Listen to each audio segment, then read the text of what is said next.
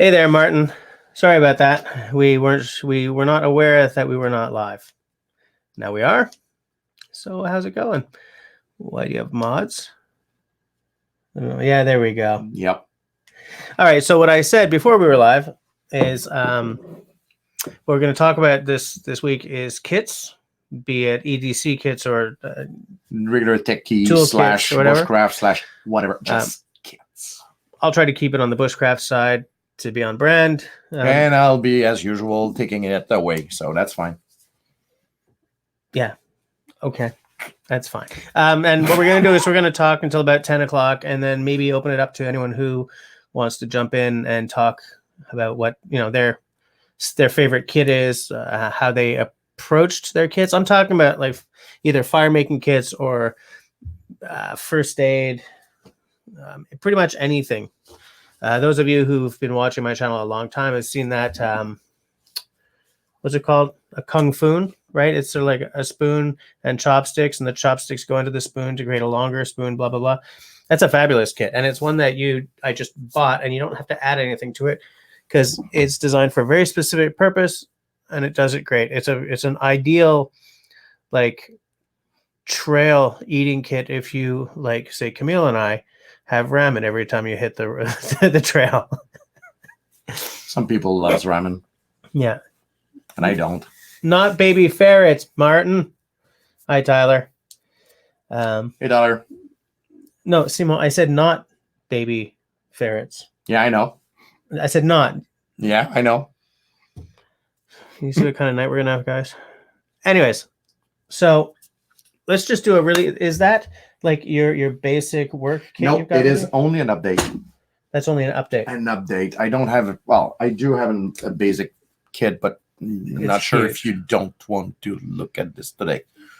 Too big, right? Well, we're still due for a part 3 of ATC. I know. I have to get part 2 up. Okay, just give us a very, very brief overview of what your update is. It is actually a quick update. Literally, I had to stumble upon some stuff recently to buy and I'd like to share. A freaking spanner. I bought this one on Amazon.ca. It is known as a miner's wrench because it has a pull. So basically, it's a hammer. This one can. It's reversible. It is reversible to use on. If you reverse it, it goes straight on to use for pipes. But how does that fit in with your normal work kit? Because you're a telecom. I'm a telecom guy, and I wanted 2 things. First of all, I needed a wrench, an adjustable wrench. All right. And if I can get rid of another tool, like an hammer, right, it will lighten my kits at the end. Yeah. Okay. So I'm ditching the regular hammer because I'm not really using it. And because especially now that you've got a pull on that. Yeah. If this one doesn't work, well, there's still a hammer in my truck anyway. Right. So it's more to get around things than anything else. Right. So plus side, it is an 8-inch, and it was costing less than the one that I wanted. Okay, but what's the benefit of getting an 8-inch over, say, a 6? Only the torque that you will just apply. The leverage. Okay. Only for leverage, and you're gonna need still a bit more length if you want to bang on something with this. This is not a new tool, but many people doesn't know it. It is a pick-quick screwdriver. It has been invented in Vancouver and still manufactured in Canada, actually, for about 30 years right now. They are in North Vancouver, I believe. It is 6-bit in the handle. Everything is pushed forward. And the beauty with this, you can use it on your drill or your impact driver. Your impact driver. Yeah. I don't carry any bits anymore, else than 1 or 2, depending on the situation of these screwdrivers. So when I see techs on job with 7 or 8 screwdrivers, I mean, they just lighten up the kit, man. They just didn't understand how it works. Something else totally crazy. Dikes. Dikes? Well, this is now side cutters, dikes. cutting pliers, whatever the name you want to give it to. These ones are actually the one that I'm using to cut tie wraps. They are flush cuts. I use this to cut tie wraps. And I am definitely going to take a finger off one day. Yeah, but these are flush cuts. Yeah. So literally, when you got your tie wrap, you're getting into, and you're flushing straight with the attach. Yeah. Pick these one up. They're long. They're about 20 Canadian bucks whenever they are in special. I was in need for a replacement because they're still more fragile than the regular ones. Right. But it is almost mandatory into any telecom companies nowadays to get flush cuts whenever you're working with tie wraps. I just want to, some people have joined. I want to say, hey there, Serge, how's it going? Yep. We got to get you in on sitting here one of these nights too. Outdoor, how's it going, mister? Hey, Serge, there's outdoor. Dennis, Mr. Canoe Hound Adventures. If there's anyone on who has not been watching his stuff, get over there. It's worth your while. Yep. And same with Pine Martin, by the way. And I'm still surprised that Dennis is showing up at this point because he's usually on Tuesdays and he's off this week. Oh, jeez, that's right. We're on Mondays. Yeah. Something else that I've picked up. Shears, but those don't look like my shears. Spring-loaded shears. Yeah. These are the same as the medical one that I got, same brand. These are Klaus. Klaus know me. Hey, I just saw something. Spring-loaded. Yeah, and they do have wire cutters on it. Right there. I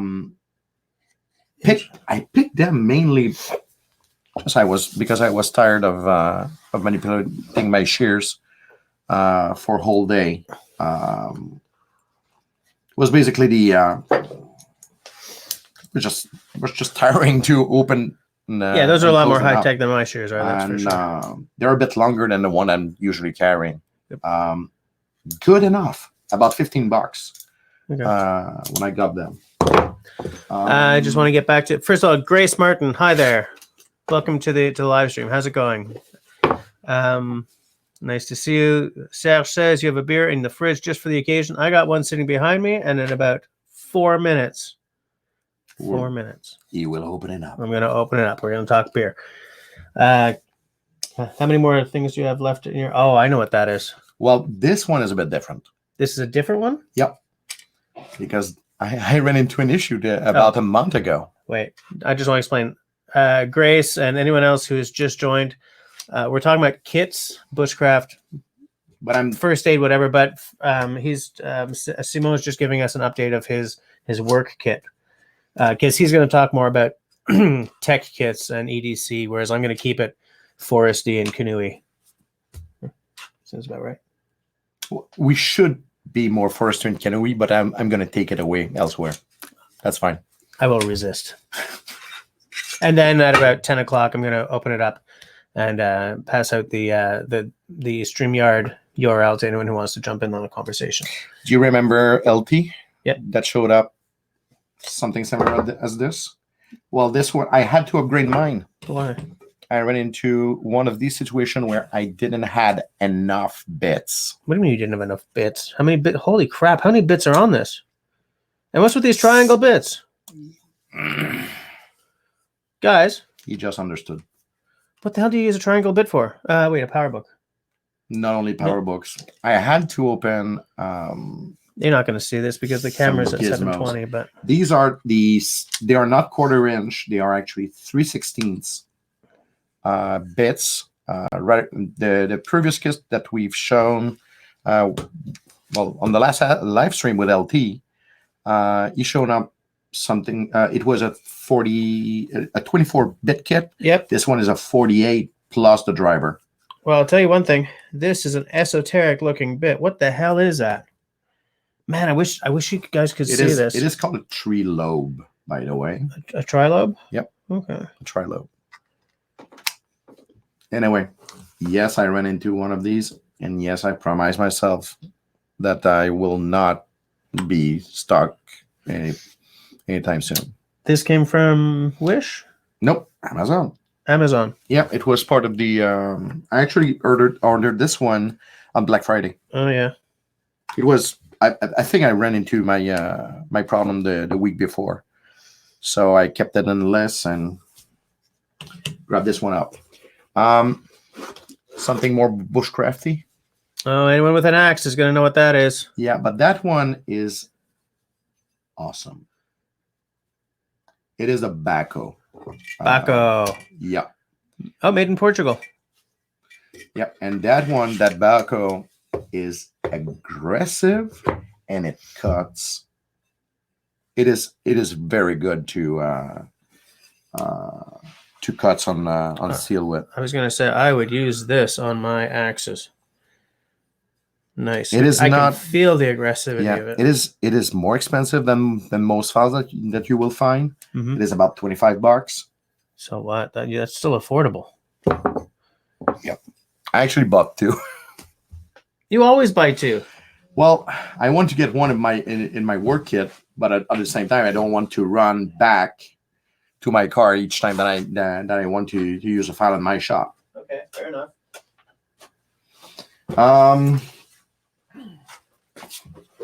Something else that I want to put it in. Well, okay. Ooh.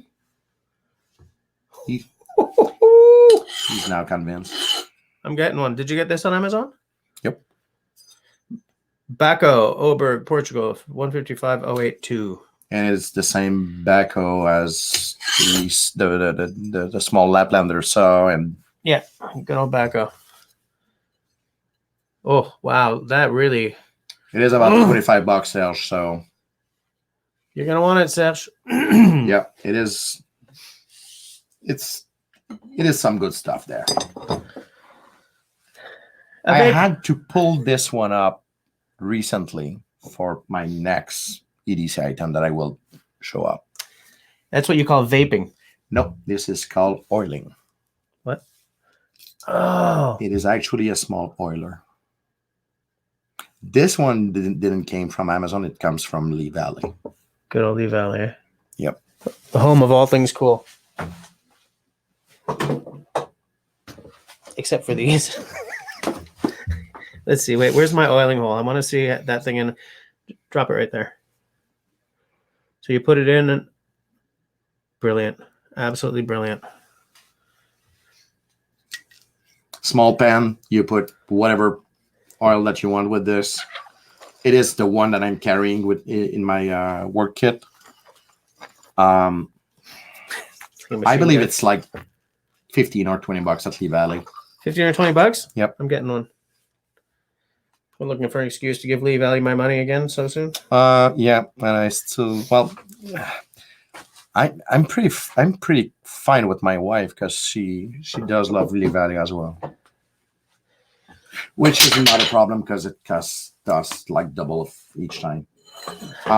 Is that all your new stuff? You want to talk? No, here? there's still more stuff, but you can open How yours. often do you change your kit? Man, that's been a while that I've been on this live stream. Every time I see this dude, there's at least 2 new things in his kit. It's like the never-ending story. This guy's kit is constantly. Open up your beer because we're not done yet. Okay, wait. I just want to. I'm not handing out the. Wait. Hold on. Outdoor says, I'm handing out the moderator rights. Outdoor, I don't like your attitude tonight. Canoe Hound says, that kit must have cost quite a bit.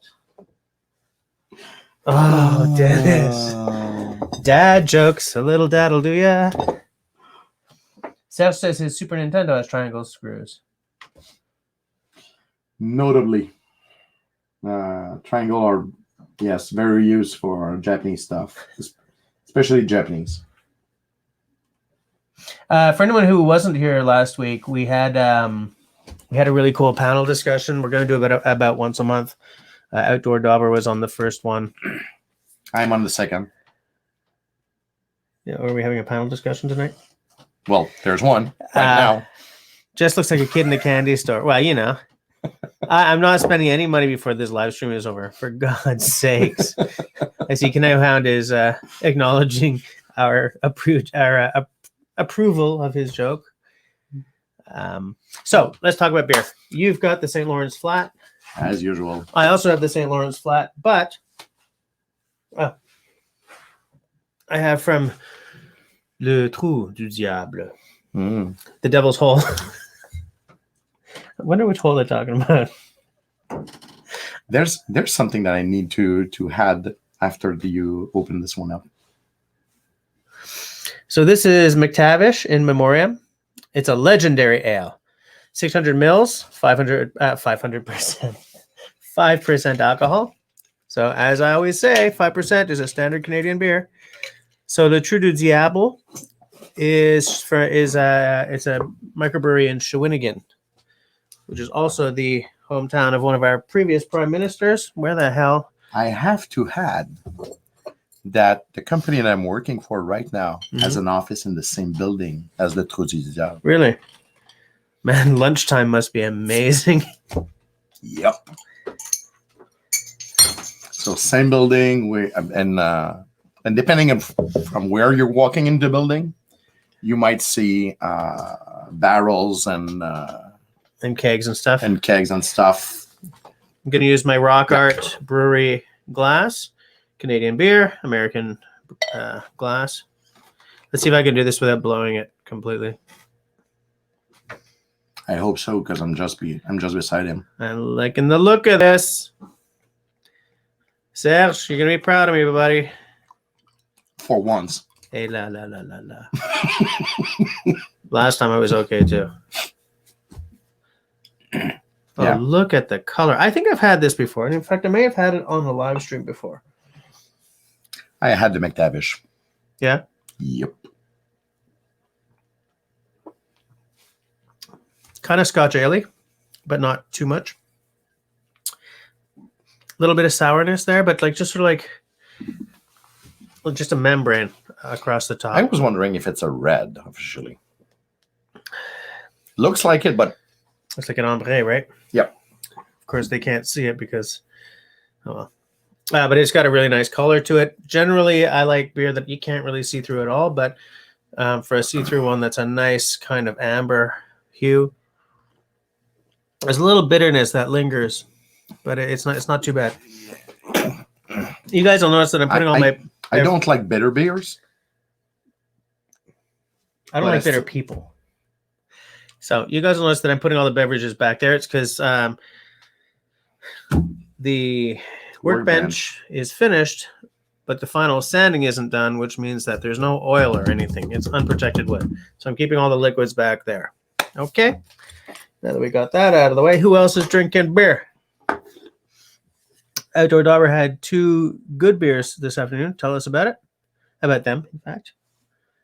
$20, you said? About $20. I'm going to keep a note of that.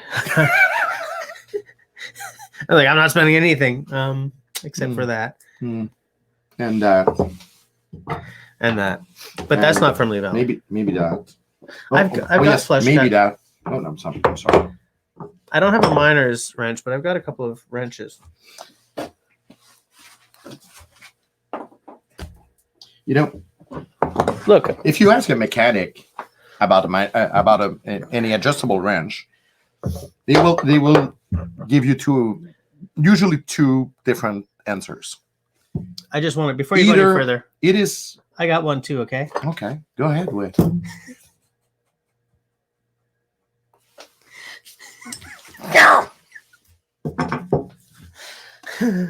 Okay. So, minor. When you speak to a mechanic, miner's wrench can be seen in 2 ways. First one is a tool to round bolts. Okay. Fair. And the other one is the tool that you need whenever another wrench doesn't fit. Yeah. Oh yeah, Goose Island. Nice choice. Nice one, Dennis. I'm not a big IPA. Can I say that again? I'm not a big IPA guy, but there's one made at Bad Tattoo Brewing in Penticton, British Columbia, which I really like. They don't sell it here, but I have family in Penticton, and I used to know the brewmaster there. He had been a bouncer at Hurley's Irish Pub here. Oh yeah. But he was also working as a brewer, not as brewmaster, but in the brewing at McCausland. Oh, okay. So maybe I'll talk about some kits as well. There's a few things that remains that needs to be talk about. All right, do it quickly, and then we'll get to Okay. Dauber was asking about flashlights. flashlights. And he always carries 50 flashlights. Small ones, big ones, larger ones, smaller ones, tiny ones, kind of medium ones. Ones that blink, ones that don't. Red ones, blue ones. Here's 2 Olights, I2R, 1 first gen, 1 second gen. Because you need to have both generations. You know what? I actually clipped them on my coats. On your coats, like on the zipper pull. Yep. So what's the difference between first gen and second gen? Well, between first and second, Yeah. that's easy to know. This is first gen. Okay. This is second gen. You cannot lose the cap, which you can lose the cap. Olight's design foo is strong. It's funny because I like discontinued tech. I don't mean I don't want to have an Apple IIe on my desk, but I like having an old Leatherman that's no longer made. I like what?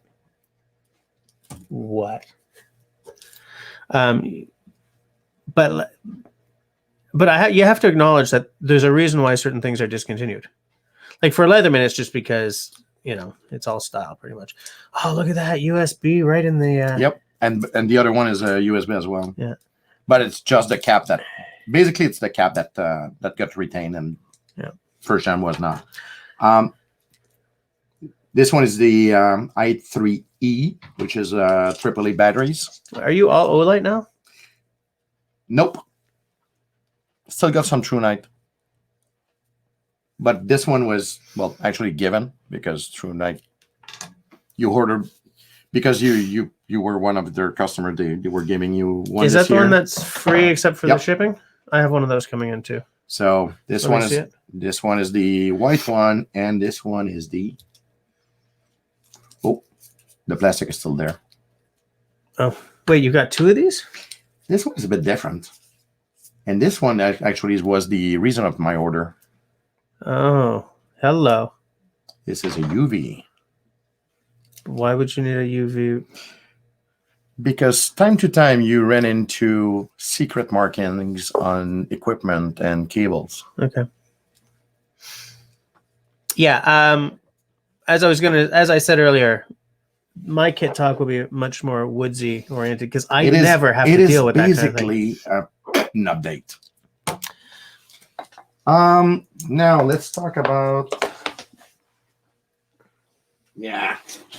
hearing protection, because time to time you're gonna need it.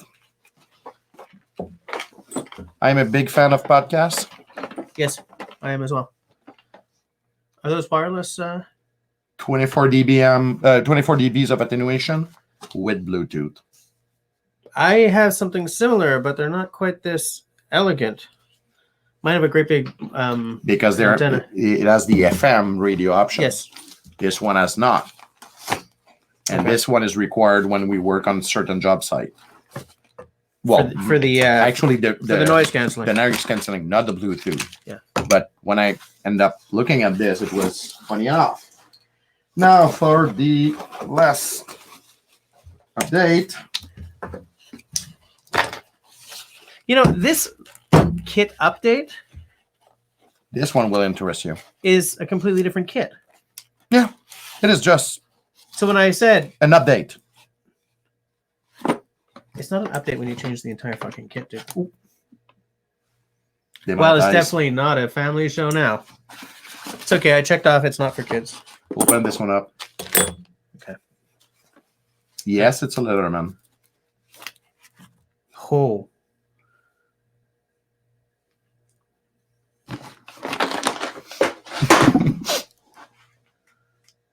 Holy crap, dude. 45 degrees north, 122 degrees west. I wonder where that is. Portland, Oregon. Portland, Oregon. Makes perfect sense. Wow. Man, they're bringing up their game. What is I have an this? S1 by Martin. Huh? Is Martin out? Yep. Ah. All right. I'll speak to you soon, Martin. No, it needs. What is that? It is removing from the inside. From the inside. Yep. So because Jesse is still astonished by the beauty of this Letterman, it is the Signal. I just felt for the Letterman signal because it came with that wonderful green Topo edition, which has a lock. This must have cost a mint, though. Yep, it was from me with a lot of love.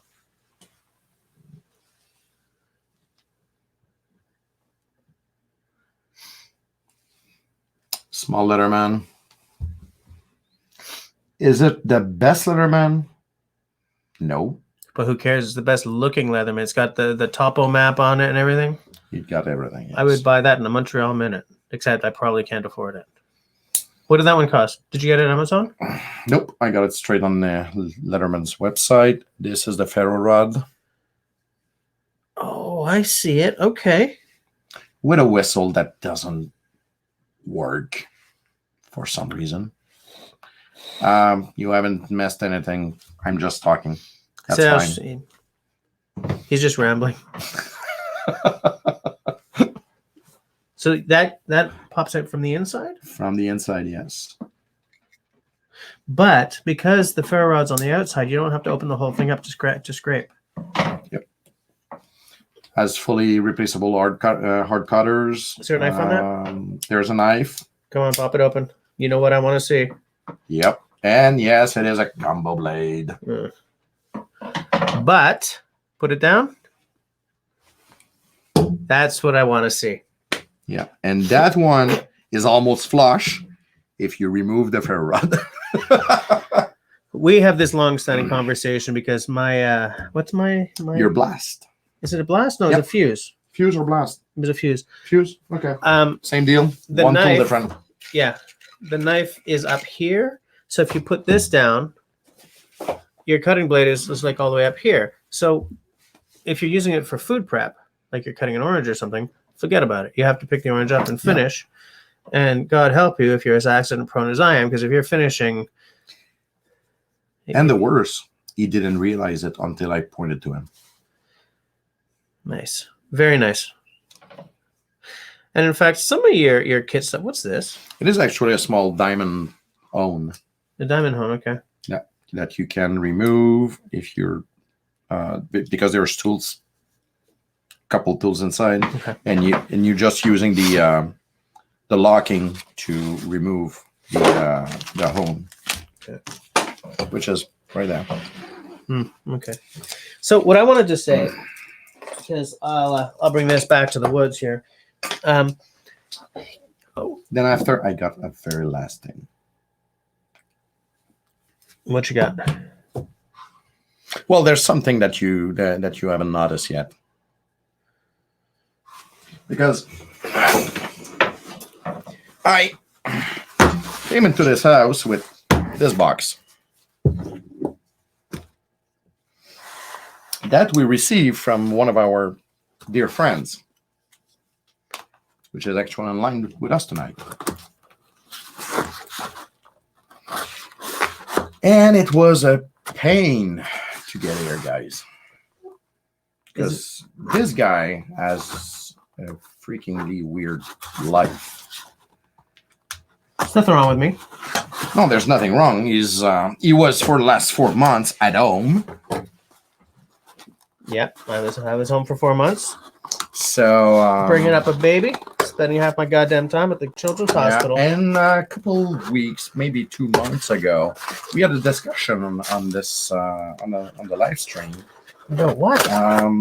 With one of our one of your subs that was talking about farriers rasps. So Tyler and I got together and make it happen. Holy. So there's one for you, there's one for me. I didn't open that box prior today. Look at that. This is Tyler's work? This is no. This I mean, is an old file. No, I mean this is Yeah. this is you and Tyler. Yep. So yeah, Oh. basically you created a monster. So for folks that aren't onto the Signal group, this is one of the results of that group chatting name appropriately while waiting for the next live stream. Yeah. So we're chatting out all over the place. Tyler and I got together. Look at that. At some point, I was interested in, and basically to pay the fees to get it here. And Tyler asked at some point if you were aware of what I'm doing, what I was doing, and obviously not. So Interesting. I wonder how old this is. we got together, struck a deal, and got it to work. And thanks a lot, Tyler. And yes, Yeah. Merry Christmas to you as well. You and Nick, actually. Wow. It's always fun to see Jesse's reaction each time that we're bringing something like this. You know, what amazes me is how they would have made these. Right? I'm pretty sure it is a fly cutter. Huh. On a mill. Yeah. But a fly cutter. It is like it's basic. When you look at a mill, it's basically a giant drill press on which the stock may or not move. And in that case, they will put a big cutter, probably something that will fit between 8 or 10 inch in diameters. Yeah. And they will put a single file on which they will literally make the passes all over the place. So you got one? Yeah. I got the other. Here. Well, this one's a little rusty, but that's not a problem. It's gonna take 8 hours in the Evaporust to get it. I gotta get fixed. some Evaporust. The vinegar is not working for me. On axe heads, And you were the one criticizing my purchase of 5 gallon of Evaporust last year. 5 gallons sounds expensive. I just want to catch. Hey, Wood Pigeons here. How's it going? That outdoor, I pay a lot of attention to the Signal chat. It's just you guys only ever talk while I'm driving.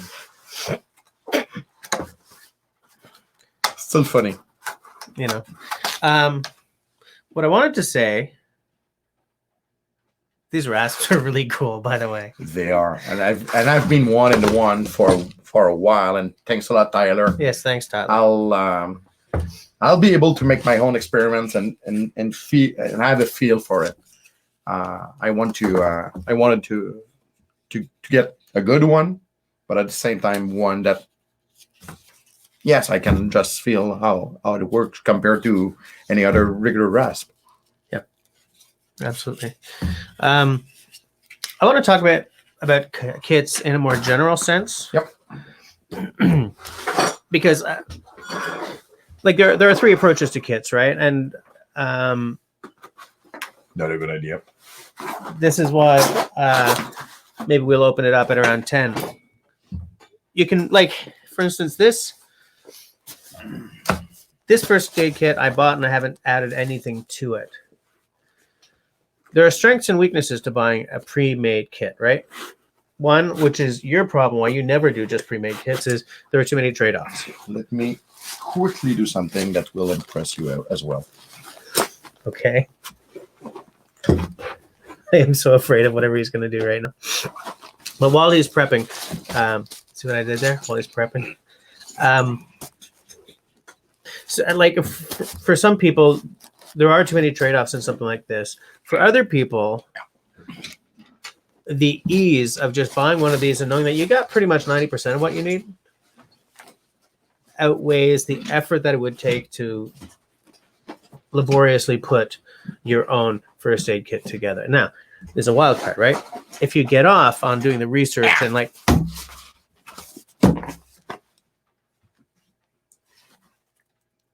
So if you're Simon and you get off on like doing the research and finding specific components that you want, then it's not too much work to do that.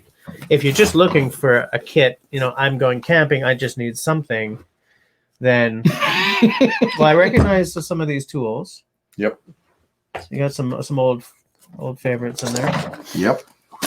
Where like what I was doing was I had put a kit together for my wife's car, and because my car was terrible, so we used hers all the time.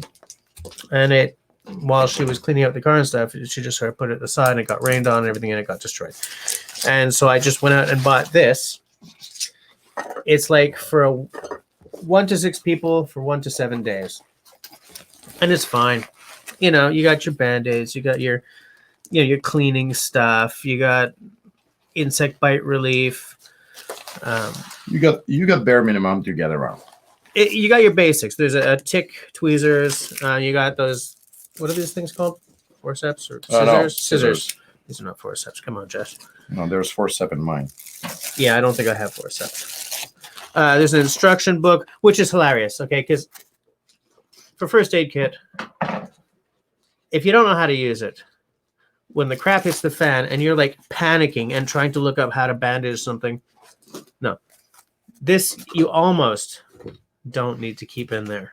I keep it in there anyway, but getting trained to work with your kit. In fact, if I had all kinds of money, I would have bought 2 of these, used one to practice with, and kept one pristine for.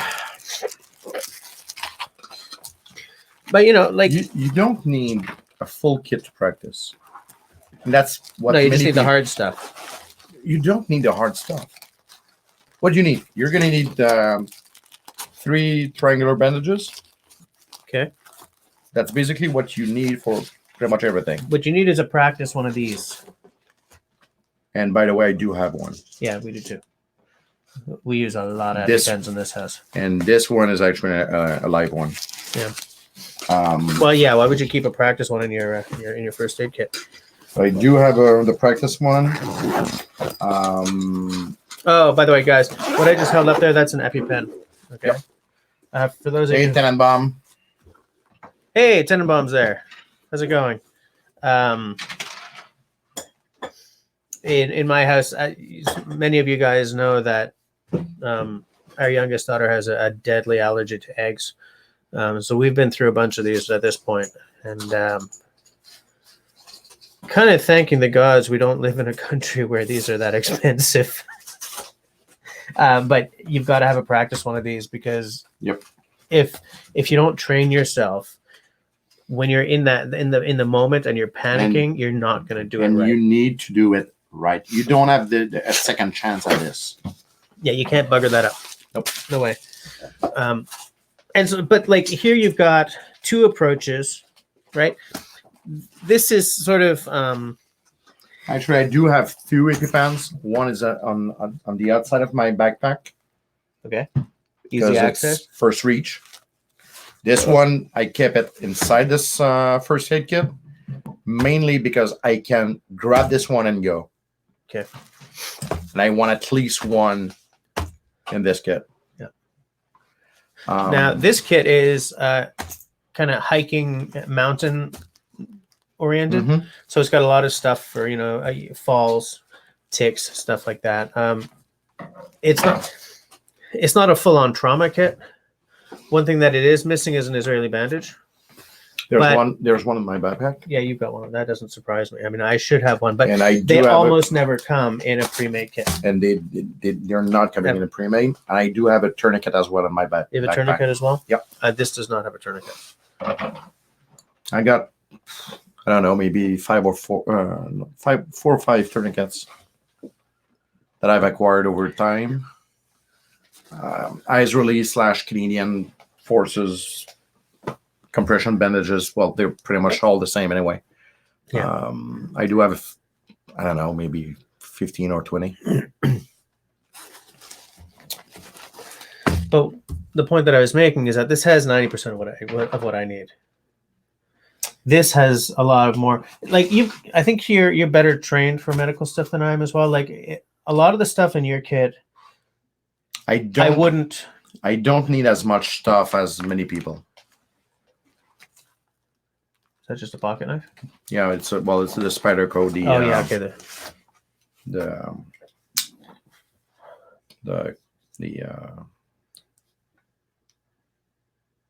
The rescue one.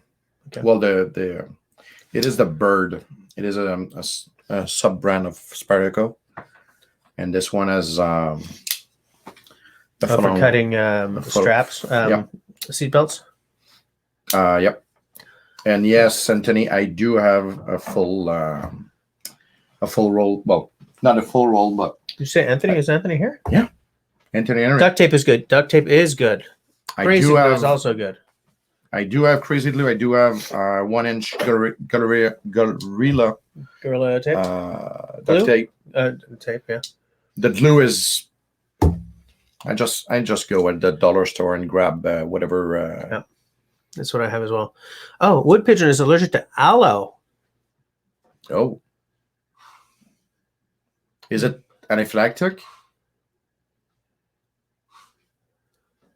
Do you need an EpiPen to control this? Because here's the thing, like I should have an EpiPen because I have a wicked allergy to salmon, but I don't carry one.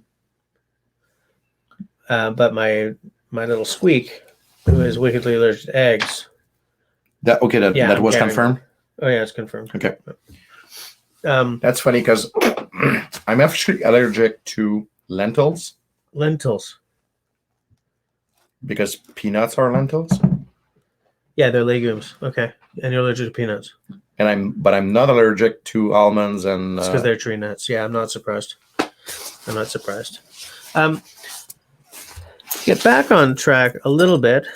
How big does something have to be a kit, though? Right? Like this, for instance. It is a kit. I mean, okay, it's missing the ferro rod right now, but it is a kit. I think it's a kit, right? Because you've got your cutting tool, which can be used for slicing, chopping, batoning, and you got your fire lighting. I don't know where it went. I have no idea where my ferro rod went. Just be advised that we're running out of my USB to Ethernet adapter because it couldn't find. Couldn't find mine. That's enough. That's enough there. Your attitude sucks. But like, because I think that it's a kit because it's a system that is meant to go together, you know. Wood pigeon swells up and gets a rash, so you can for stuff that'll just swell you up and give you a rash. You can probably take like Benadryl or Arius or something and then just wait it out. Outdoor daubers allergic to idiots. Is that like an anaphylactic thing, or do you just get a rash? I believe he deals with this with either 357 or 9mm. There's a certain magic to 357, but we're not going to get talking about guns because we're talking about kit. This is a fire kit that doesn't matter. We're already demonetized. I sourced everything and I put it together. I mean, if you guys watched, that's true. If you guys watched my my Boreal camping episode from last year or the year before, I went through this kit minutely because what I was doing was putting this kit together. This is my daughter's kit because I lost mine.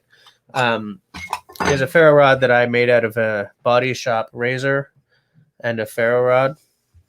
Okay. This is a little bit of char cloth. Did I just throw it around? No, I didn't. A little bit of char cloth.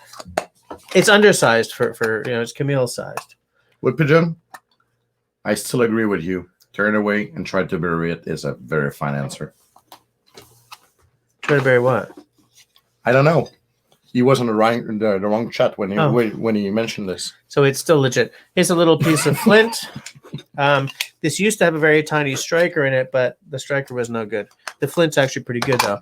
So what I did was I'm replacing that now with, for land's sakes, get out of the bag.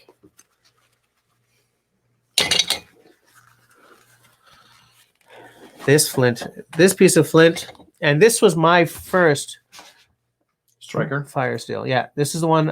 Episode 1 of my entire channel is on the Canadian Outdoors Equipment Company's website page where they're selling this thing.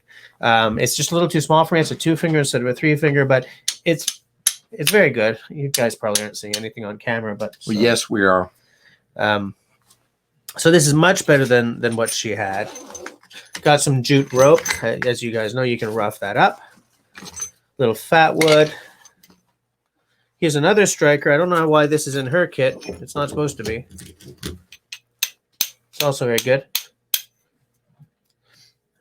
But that's not supposed to be in her kit. Piece of... Do we have any good source of flint in North America? Well, wherever British ships used to dump their ballast before heading back for home. But, I mean, that you have to be... I can't dive because of my sinuses. Here's another piece of flint. My point is perfectly fine at the end. British flint. Second to none.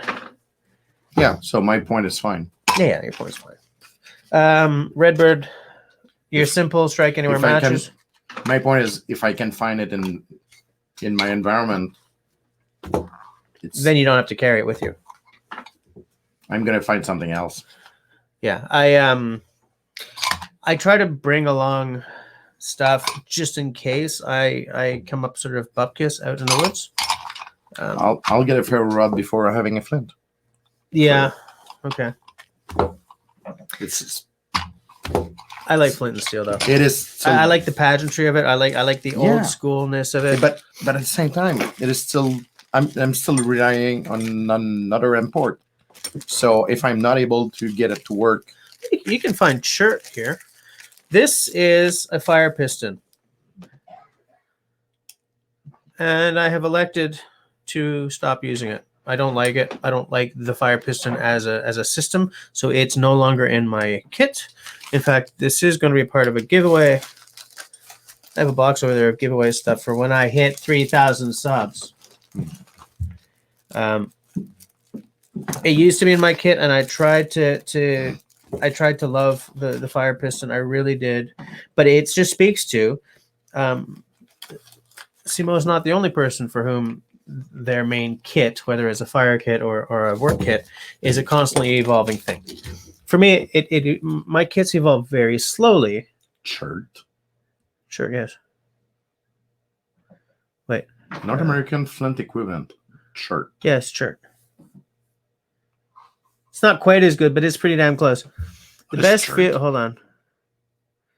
Best fire steel I've ever used is an old file with the teeth ground off the edge. Yeah, an old file makes it really good. In fact, I am outdoor. You'll find this interesting. I have an episode upcoming because I bought all the stuff to make a Tonto Lewis. And what I'm going to use for the striker is an old. I'm just going to cut a file. I got a file around here somewhere that's perfect for it. It's in my projects box over there. Yeah, there's one that we just received. Yeah, but I'm not going to chop that for that. I want to make that something special. Oh, okay. But you know, like my fire kit before I lost it was in a constant state of very slow. That's it. It is probably right there. No. It's I mean, yes, and yet no. It's what it is. I love this. That's the leftovers from the fire kit that I lost. It's a fire kit, but it's not the one that I'll go get it.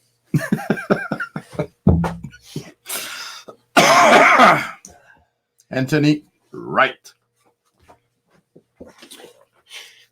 Love this one. But the reason why these fire kits are so interesting to me is because they're exactly the opposite of this. This I just went and bought the damn thing. I was like, I need one. I'm gonna get it. I need one. Look, if I break an arm out there, the kit is going to be the least of my problems. If you break an arm, I hope that you got duct tapes and tie wraps. If I break an arm, I hope to hell it's the left. Otherwise, it doesn't matter what I have with me. So, you know, I got some char cloth and a tin. This tin is done. I'm going to have to get another one because this one is so warped now that I can't keep it closed when it's hot. There's a point where they're just shot. They're done. Yeah. This is flint and steel, of course, because it's amazing. It's fabulous. This is a Convoy SG. Canadian Outdoor Equipment Company is selling a new version of the one I showed you. That's now a 3-finger. So I'm thinking of buying that one just to try it out.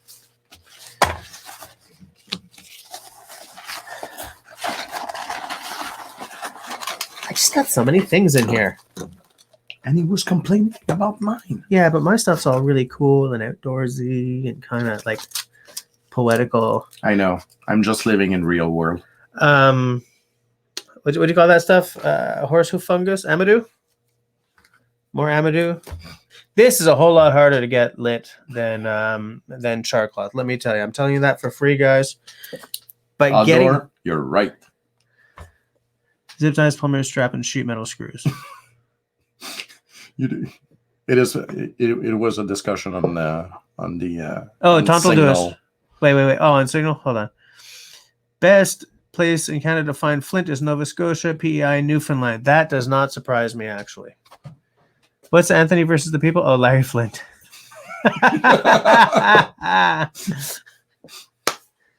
Hold on. I do want to do this. There we go. I haven't had very much luck finding shirt either. I know it's out there, but I know it's out there. I'm gonna need to instruct myself on. Yeah, that's one of the few things that. Yeah, one of the few. I got a bunch of fatwood here. I think fatwood is amazing stuff. I love the smell. There's many things that I don't know. There's many things that I do know. But shirt is something that I'm going to need to pocket bellows to get acquainted with. Pocket bellows. Mm-hmm. Hell yes. That's all I'm going to say about that. Pocket bellows. It's a hack. It's a hack. That's a little scrambled impersonation there. It's a hack. Man, when I discovered the pocket bellows, life got so much simpler. You know what I'm going to change this out for? Since we're talking about, constantly evolving kit. Mm-hmm. You know those old tobacco tins? The with the screw on top? I should get one of those like a McDonald's tobacco or something. That's too big for this. Big one. Yeah, the big. Oh, they made smaller ones too, though. Yeah. Because that you screw it on. Yeah. That I'm not depending on this because it just doesn't. I wonder if a brass case would do the same. It probably cost me a whole lot more than an old tobacco tin. Just saying. Because I'm interested in fire kits, I keep getting distracted from the point that I'm trying to make. Because I'm actually interested in fire kits, because I get off on crafting fire in the old ways, I love flint and steel. I like a ferro rod. I'm okay with the ferro rod. I like them better than a lighter. I never use that goo, that fire starting. Yeah, we call this gasoline. Tailgate party kind of level barbecue. No, but I love the poetry of this stuff, the pageantry of it. So for me, a fire kit, even if I bought like a ready-made flint and steel kit, it ends up as part of a larger system. And sometimes I use a certain part of the system over another because it's rainy out. Sometimes I just feel like doing it different that day. But for me, the fire kit is constantly evolving for a couple of reasons. As I discover new things that may work better, or like maybe a little fire starter things for if the stuff really hits the fan and I can't get anything started. Okay, cool. But sometimes it's just for the fun of it. I just want to try something new. I agree that the fun of it is there. But at the same time, if I'm not able to find in nature flint, or maybe chert might be available now. This is something that I didn't knew about. But even if chert is not available here, yeah, I'm not gonna bother learning to deal with it. Why? I'll rather do a bow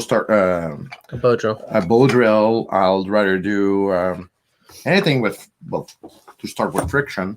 Is that a fire plow or something? Oh, jeez, I don't know what I just knocked down. Something. Oh no, the farrier's rasp. Fire's rasp down. My point is, if I need to source something, I'll rather source something that for which I'm sure it's gonna start something. So I'd rather use matches, ferrocerium rod. Yeah, you can. I'd rather be. I'll be more interested with this than using flint. I like flint and steel. You may like it, but if you lose it, it is not something that you can replicate. That is a very good point. If you're reasonably good with knowing which kind of woods work best for something like what I just threw into the corner, then yeah, you've got a definite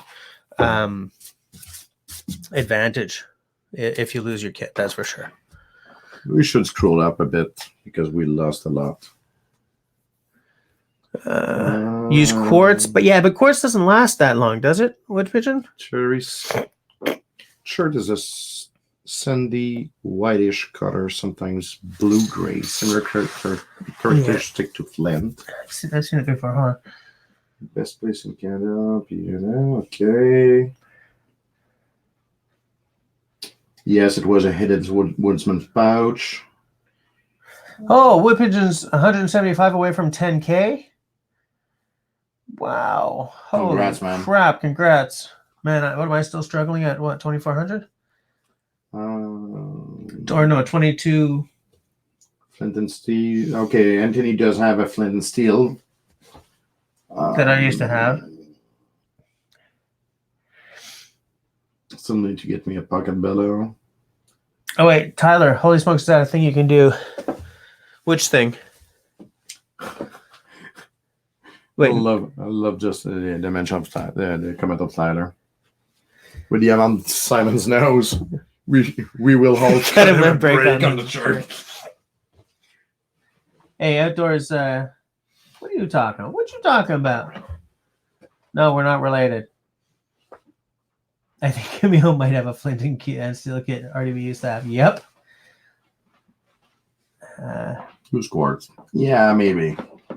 But even quartz is not, well, I mean, not sand, but large chunk of quartz aren't, it is not something that you will easily find around. Anthony, I think you have my old Convoy SG kit, don't you? Serge, I fully agree. I'd use Pledge and a lighter before flint. For hand drill, you like to use mullein. Yep. Mullein is very, once it's dried, it makes a very good what is mullein? Spindle. What is it in French? It grows tall. I'll look for with like furry kind of. Oh, okay. Not Decanoe. No. Okay, I know what it is. I'm not talking about like bulrushes. Yeah. Cattails. I mean, I know what I know exactly. Yeah. Okay, that's fine.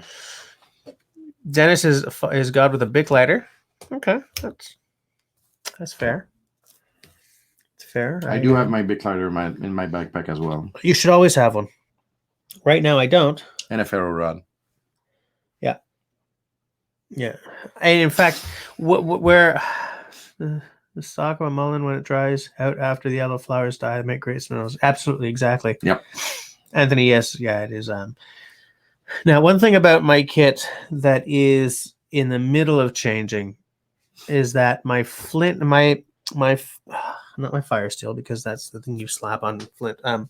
My ferro rod for the next season will not be living in the actual kit itself. I'm going to attach it in some way to my belt, like with a long lanyard or something. Because you need to put a hole in a ferro rod, because they are not all. They don't have all of them have a hole. I just take my my drill press, put it up really, really fast. Nope. and burn my house down. Actually to drill into a ferro rod is like drilling into hard metals, and if you need to do it with non-specialized drill bit, and I'm telling this just because it's easily available, you need a masonry bit. I have masonry bits. Well, you use masonry bit because it's a carbide it is carbide tip, and you will drill through without. Well, it's still going to take a long time, but you will get through. Yeah. Mullen is a great as a decongestant. It absolutely is. Very good. Boil it up, stick your nose over the steam. Do we open the lines? Is it 2203? Yes, I still have many things to say about kits, but cool. Myself included. Yeah. But what I will do is anyone who wants to join, I'm going to put this here because I would love to know what you guys think about my idea of separating the one of the things that I consider, well, that I don't mind about kits is actually have doubles, even triples, sometimes 10 times the same tool, the same thing that I will distribute amongst multiple kits. Yeah. We'll put these on when somebody joins. Yep. I picked up the my Pickwick screwdriver a bit earlier today. Yeah. I probably got 20 or 30 of them. All over the place. I should get one. My very first one, I bought it about 30 years ago, and I still got it. I still have that one. Just before that everybody's joining. Yeah. You still remember this one? Yeah, of course I do. Yeah. Well, there's something that I forgot a bit earlier.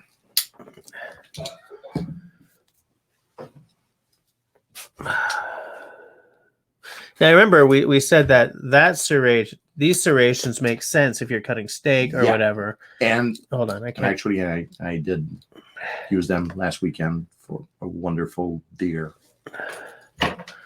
steak that I had. This is the locksmith from Victorinox. The locksmith? Yep. And it is basically the same with a slight exception. This one has a file. Nice. And it's a full-length file. Oh. I still love my backhoe. I still use it as much as I can. I haven't been able to use this one yet, but I'm using actually more my Letterman file, which is replaceable. Yeah. Whenever I'm on a job site. Wood Pigeon wants to join us. Yeah, I'm gonna let him. I was just waiting for you to finish. Okay, now we're gonna switch to these. Dennis, man, join our chat. I'm gonna do the same. All right. Can I hear what's going on? Yes, I can. Okay, everything is muted. Hey, sorry guys, you caught me in the middle of making the coffee there. Oh, is that what that sound was? Yeah, sorry about that. Okay. So we're talking about kits and different philosophies on making a kit versus just buying a kit versus, anything in between. So, you want my thoughts on it? Yeah. It's great to get basic kits and then add to it. For example, you're not going to find a kit that's complete for what you do exactly, if you know what I mean. So, for example, I'm more of the primitive aspect, as you probably know with me mentioning Mullen and me making like my own arrows and my own bow, and knowing like when I first started my channel, it was basically all about wild edibles and medical plants and stuff like that. And then I kind of expanded from there. Yeah. But the reason why I did that is because my main med kit is pocket carry. Pocket carry, okay. So anything you can. I think I enunciated that properly. Yeah. So interesting. So is it better for me to do it like this or like this? That's probably better. Well, which is more comfortable for you to hold? Because I don't think you've got it propped up against anything. I'm fine either way. So Yeah, I'm sort of.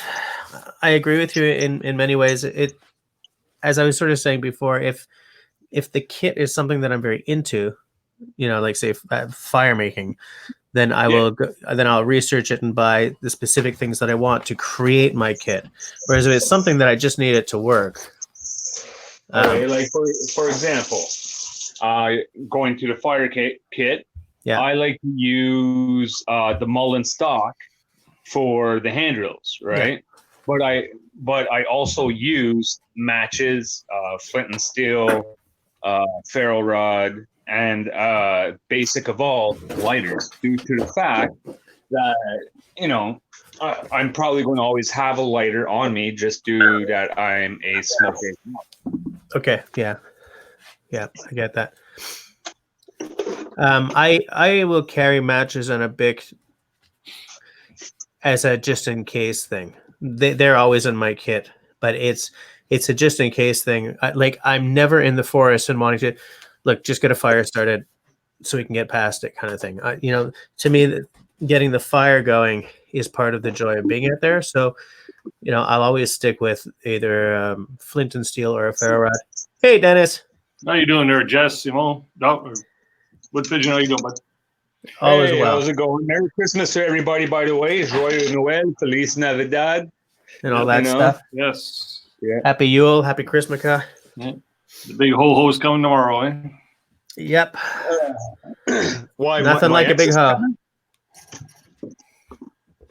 I think two of us went the exact same place at the same time there.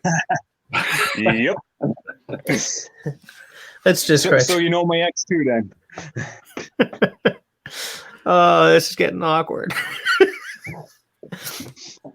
Okay, there we go. Well, Jess, I Better must admit, lighting you look here. like a kid in a candy store when Simone was pulling out all them tools.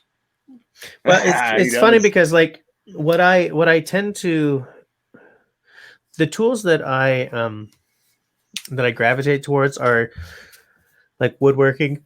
Oh, excuse me. The baby gave me 3 hours of sleep last night, so I'm not that. You'll have Now, to when you excuse me. say I'm not at my wood- best. Like woodworking talking tools. or power tools. Look, I'm more into hand tools. My most recent purchase, which I think I've shown off, is this. Okay. Like beater. I like Yeah. the magic of hand tools, but let's face it, I'm 47 and I've got arthritis. So I've got a thickness planer over there. I've got a drill press over there. I've got a bandsaw over there. Got a miter saw, those chop saw things over there. Because at the end of the day, sometimes I just got to get something done. I'm just building a table or whatever, and And also it depends on space as well, too, right? Like we can Yeah. talk about kits and everything till the cows come home. But if you don't And have like the space, if you don't have the space for it, like for example, as you probably remember, Jess, I was trying to build up a knife shop in the shed. yeah, I had lots of room until the landlord came by and decided to take the shed and put it in half. So I would have one half, and the other side of the neighbor in the same apartment complex would get the other half of the shed. yep. So he put a big wall in the middle. Kind of cramps and your put style. doors.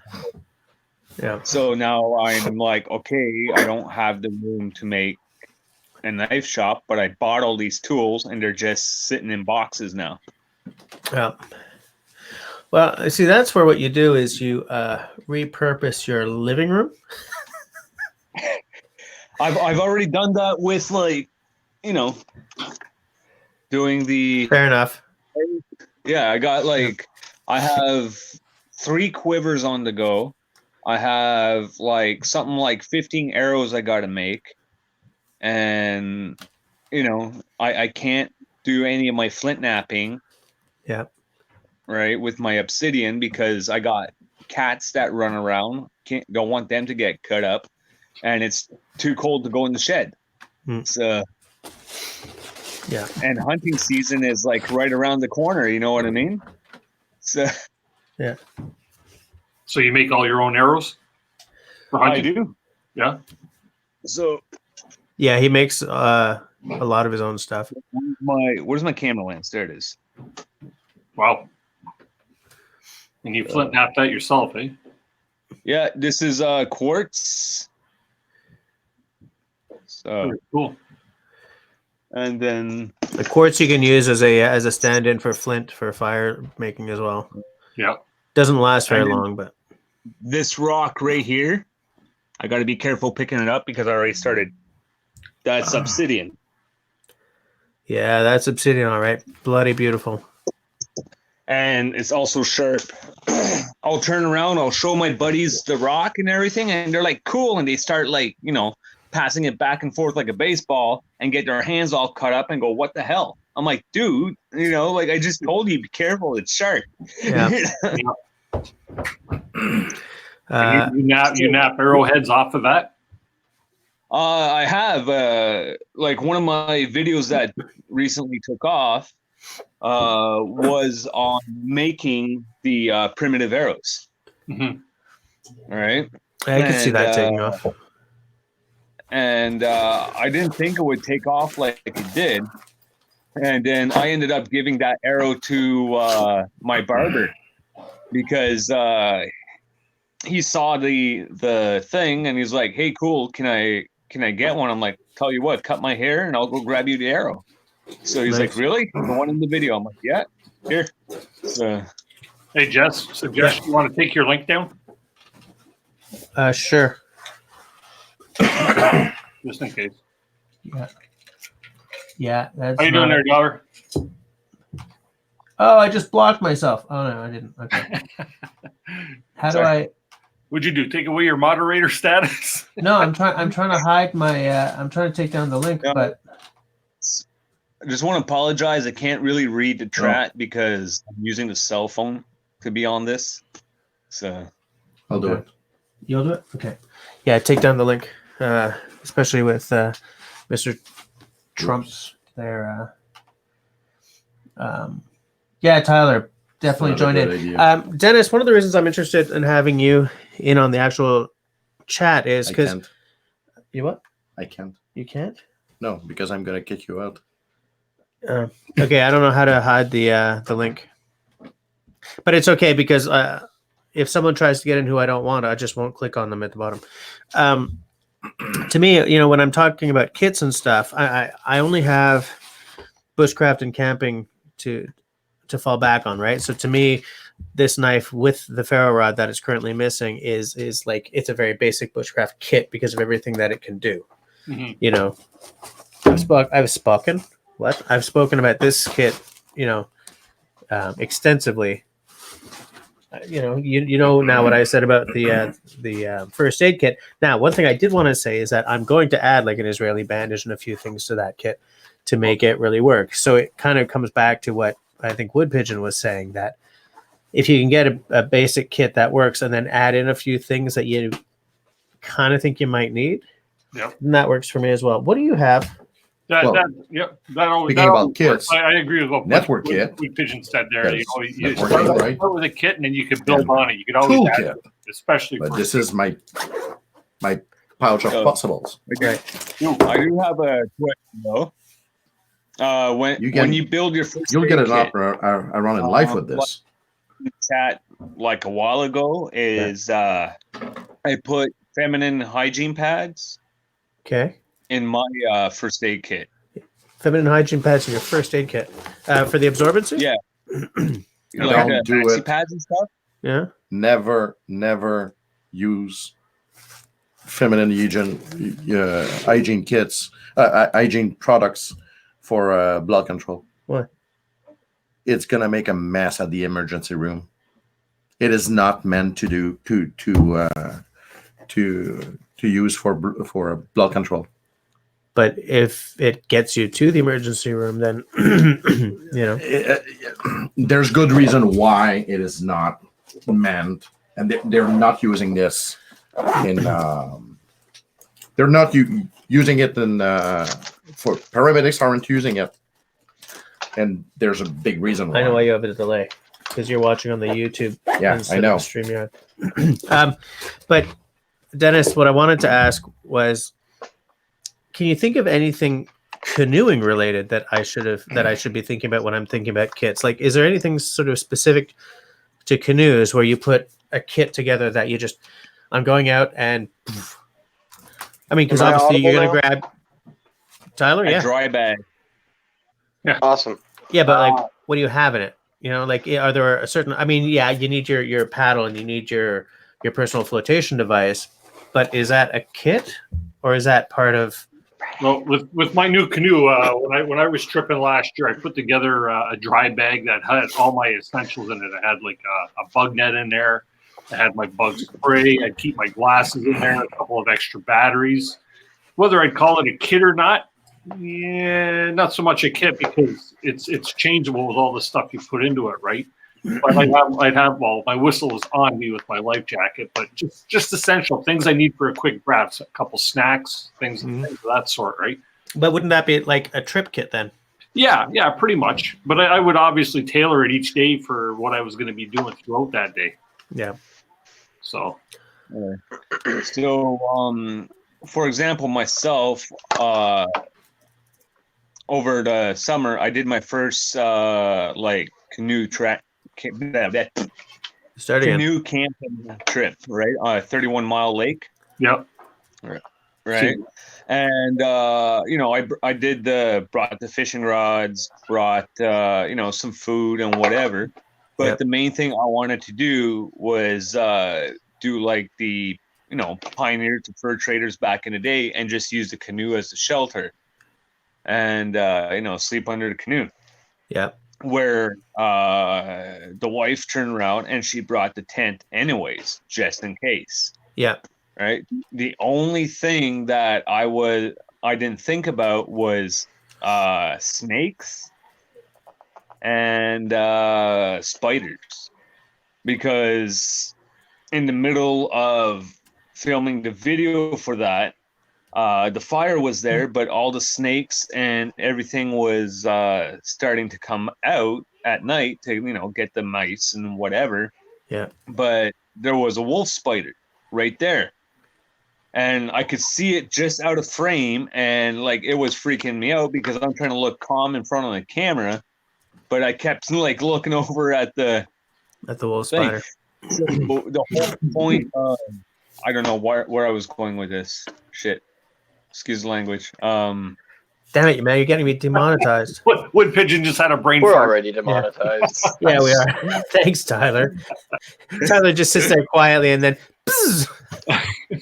But something that Tenenbaum is saying makes a lot of sense, like a repair kit for your canoe, whatever the material of your canoe is, right? Yeah. Especially if you're like a birch bark canoe or something. So this goes into something I ran into a little while ago, trying to be a have a purist about is it things, and I realized it's kind of a terrible idea to attempt purism in the purist sense, because you will kill yourself. Yeah. Who's talking? The truth of the situation is you will kill yourself trying to be a purist. Yeah. Yeah, that's a very good point, because I mean, I keep thinking about, and many of you guys have heard me say some variant of this before. If you take 500 years off of today's date, people who we would today call purists just lived that way. They practiced it. They had a specific way of lighting a fire that they did every single day. They had a specific way of making arrows, or they made all their own stuff because it's what they did every day. You woke up in the morning, you ate something, you worked until the sun went down, you ate something, you crashed, and then you got up the next morning and you did it again. You ended up very strong, and you ended up very good at a fairly narrow array of things. Actually, most people are good at a fairly narrow array of things anyway these days. But like, what I mean is, you had no computer skills because computers wouldn't be around for another 480 years. What actually makes you a purist? For example, if you use a bow drill or a hand drill as opposed to flint and steel, would that make you even more of a purist than if you were to use flint and steel, or a ferro rod as opposed to a lighter or matches? Well, some of that's going to be So geographic, right?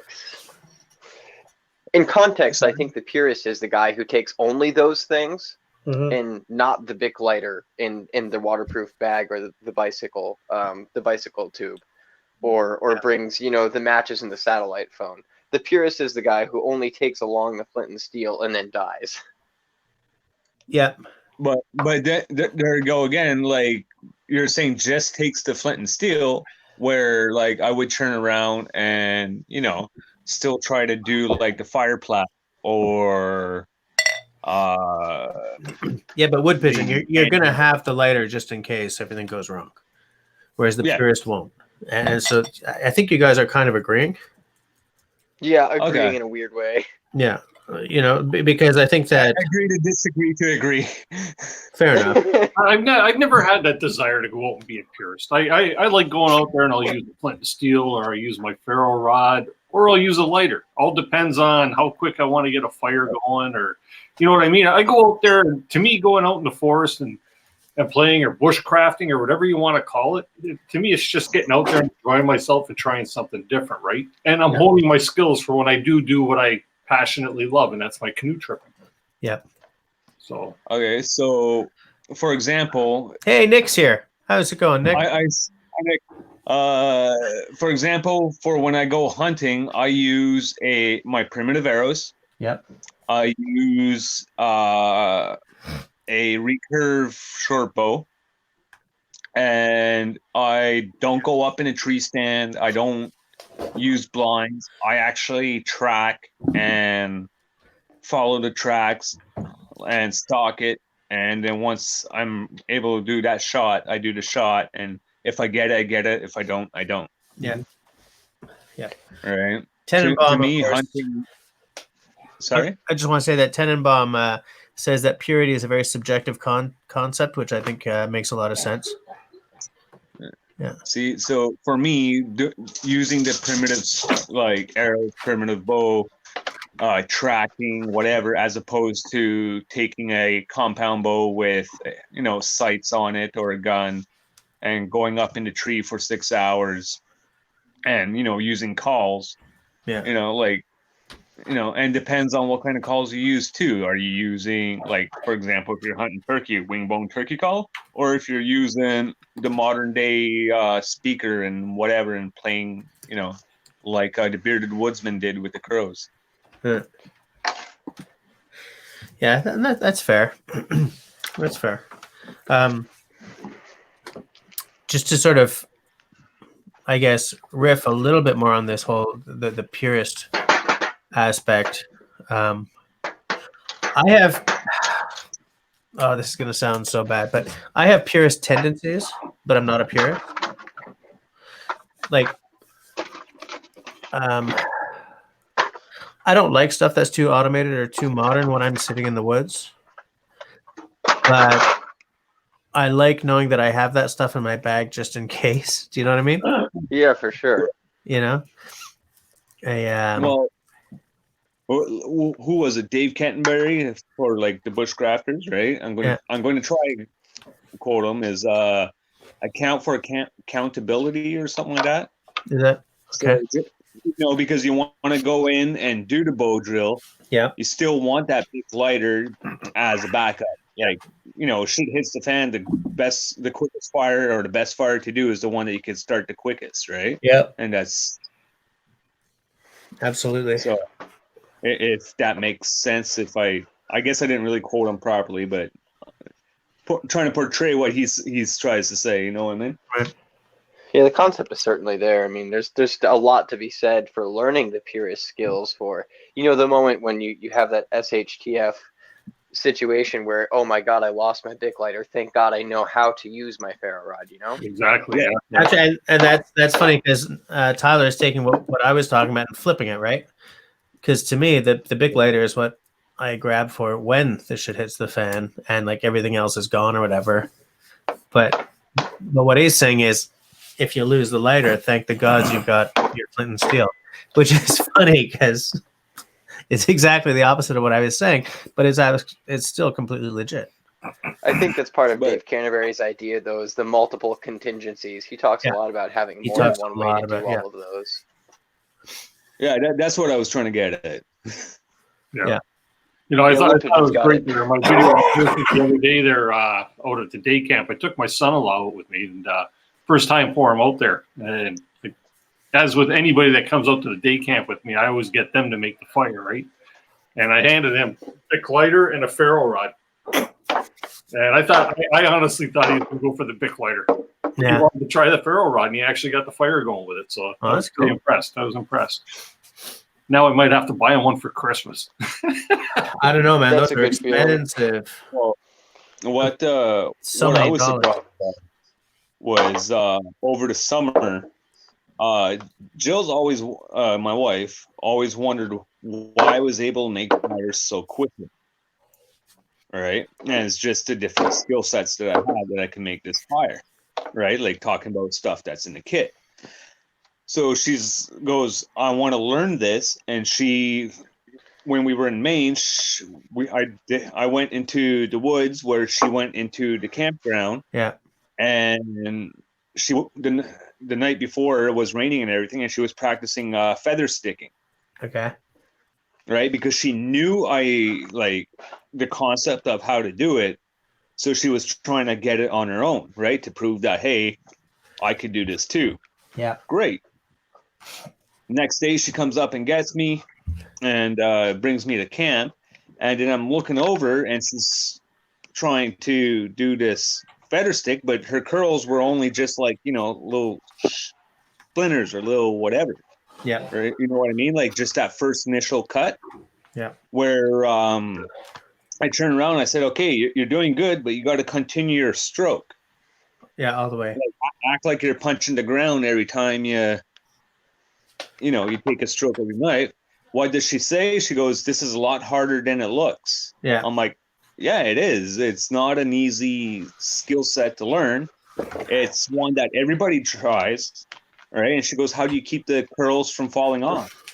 You just keep it on. You know what I mean? Like, Yeah, but that's Cody tough. Lundeen, that's how.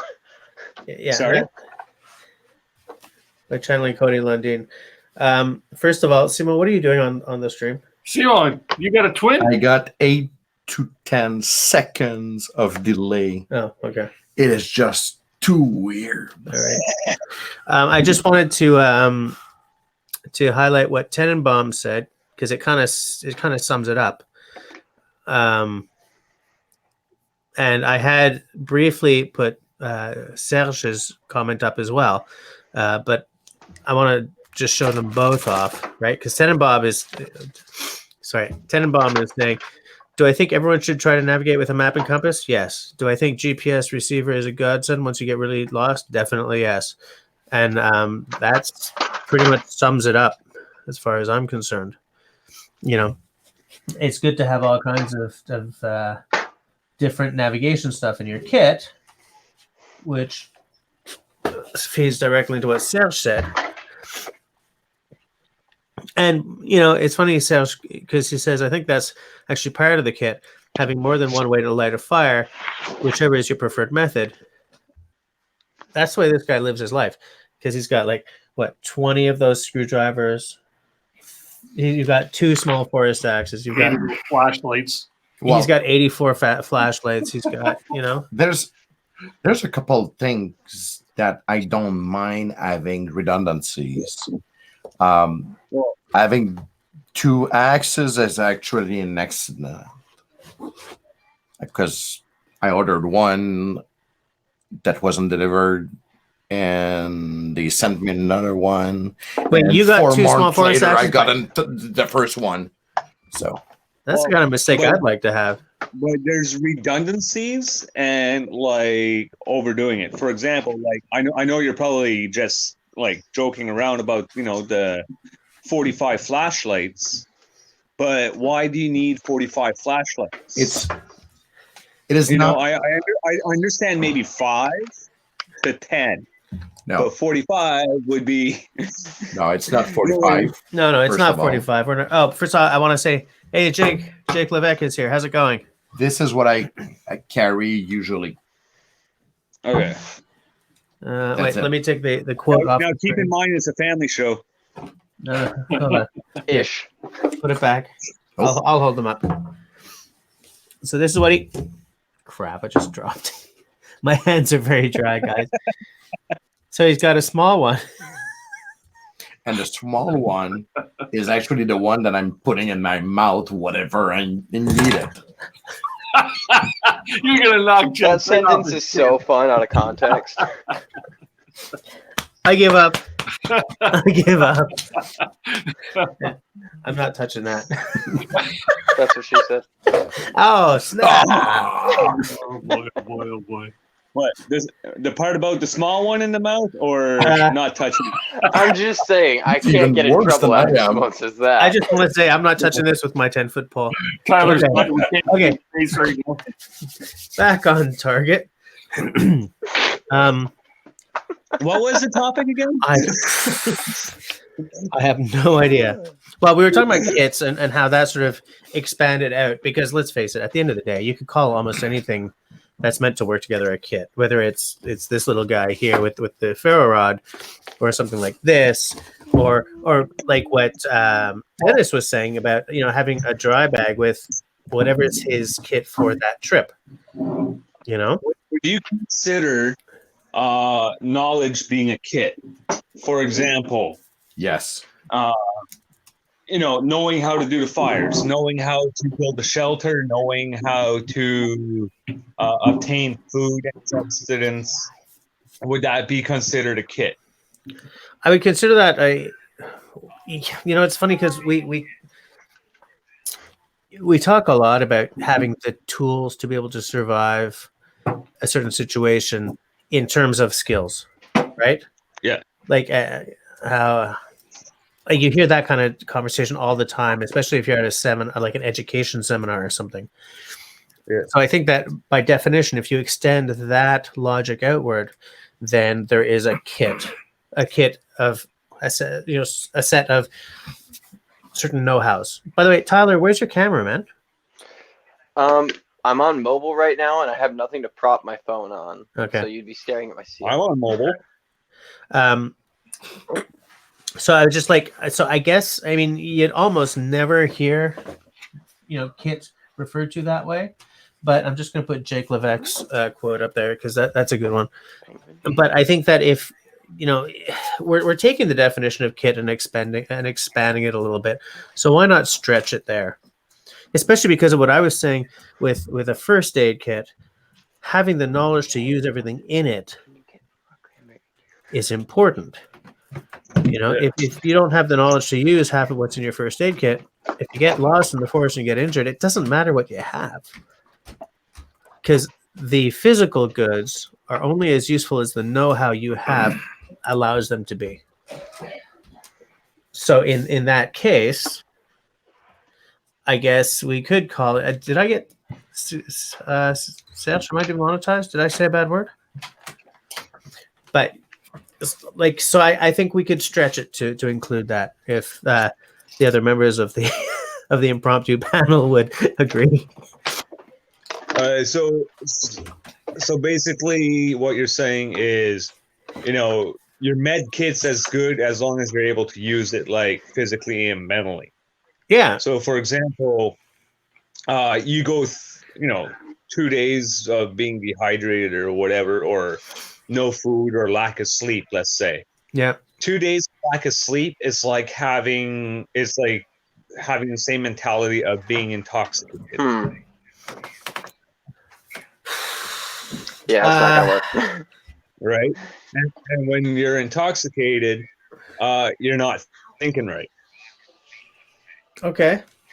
Right? So you start making poor judgments and then your body's not reacting the same way. You slip, you fall, you bump your head, you wake up, you forgot what the hell you were doing. Right? Well, you know how they keep saying that if you're in the woods and you get lost, sit down and take a drink of water? Yeah. That shortcuts you through all that, right? Because it just sort of it kicks you out of the panic, the growing panic. Yeah.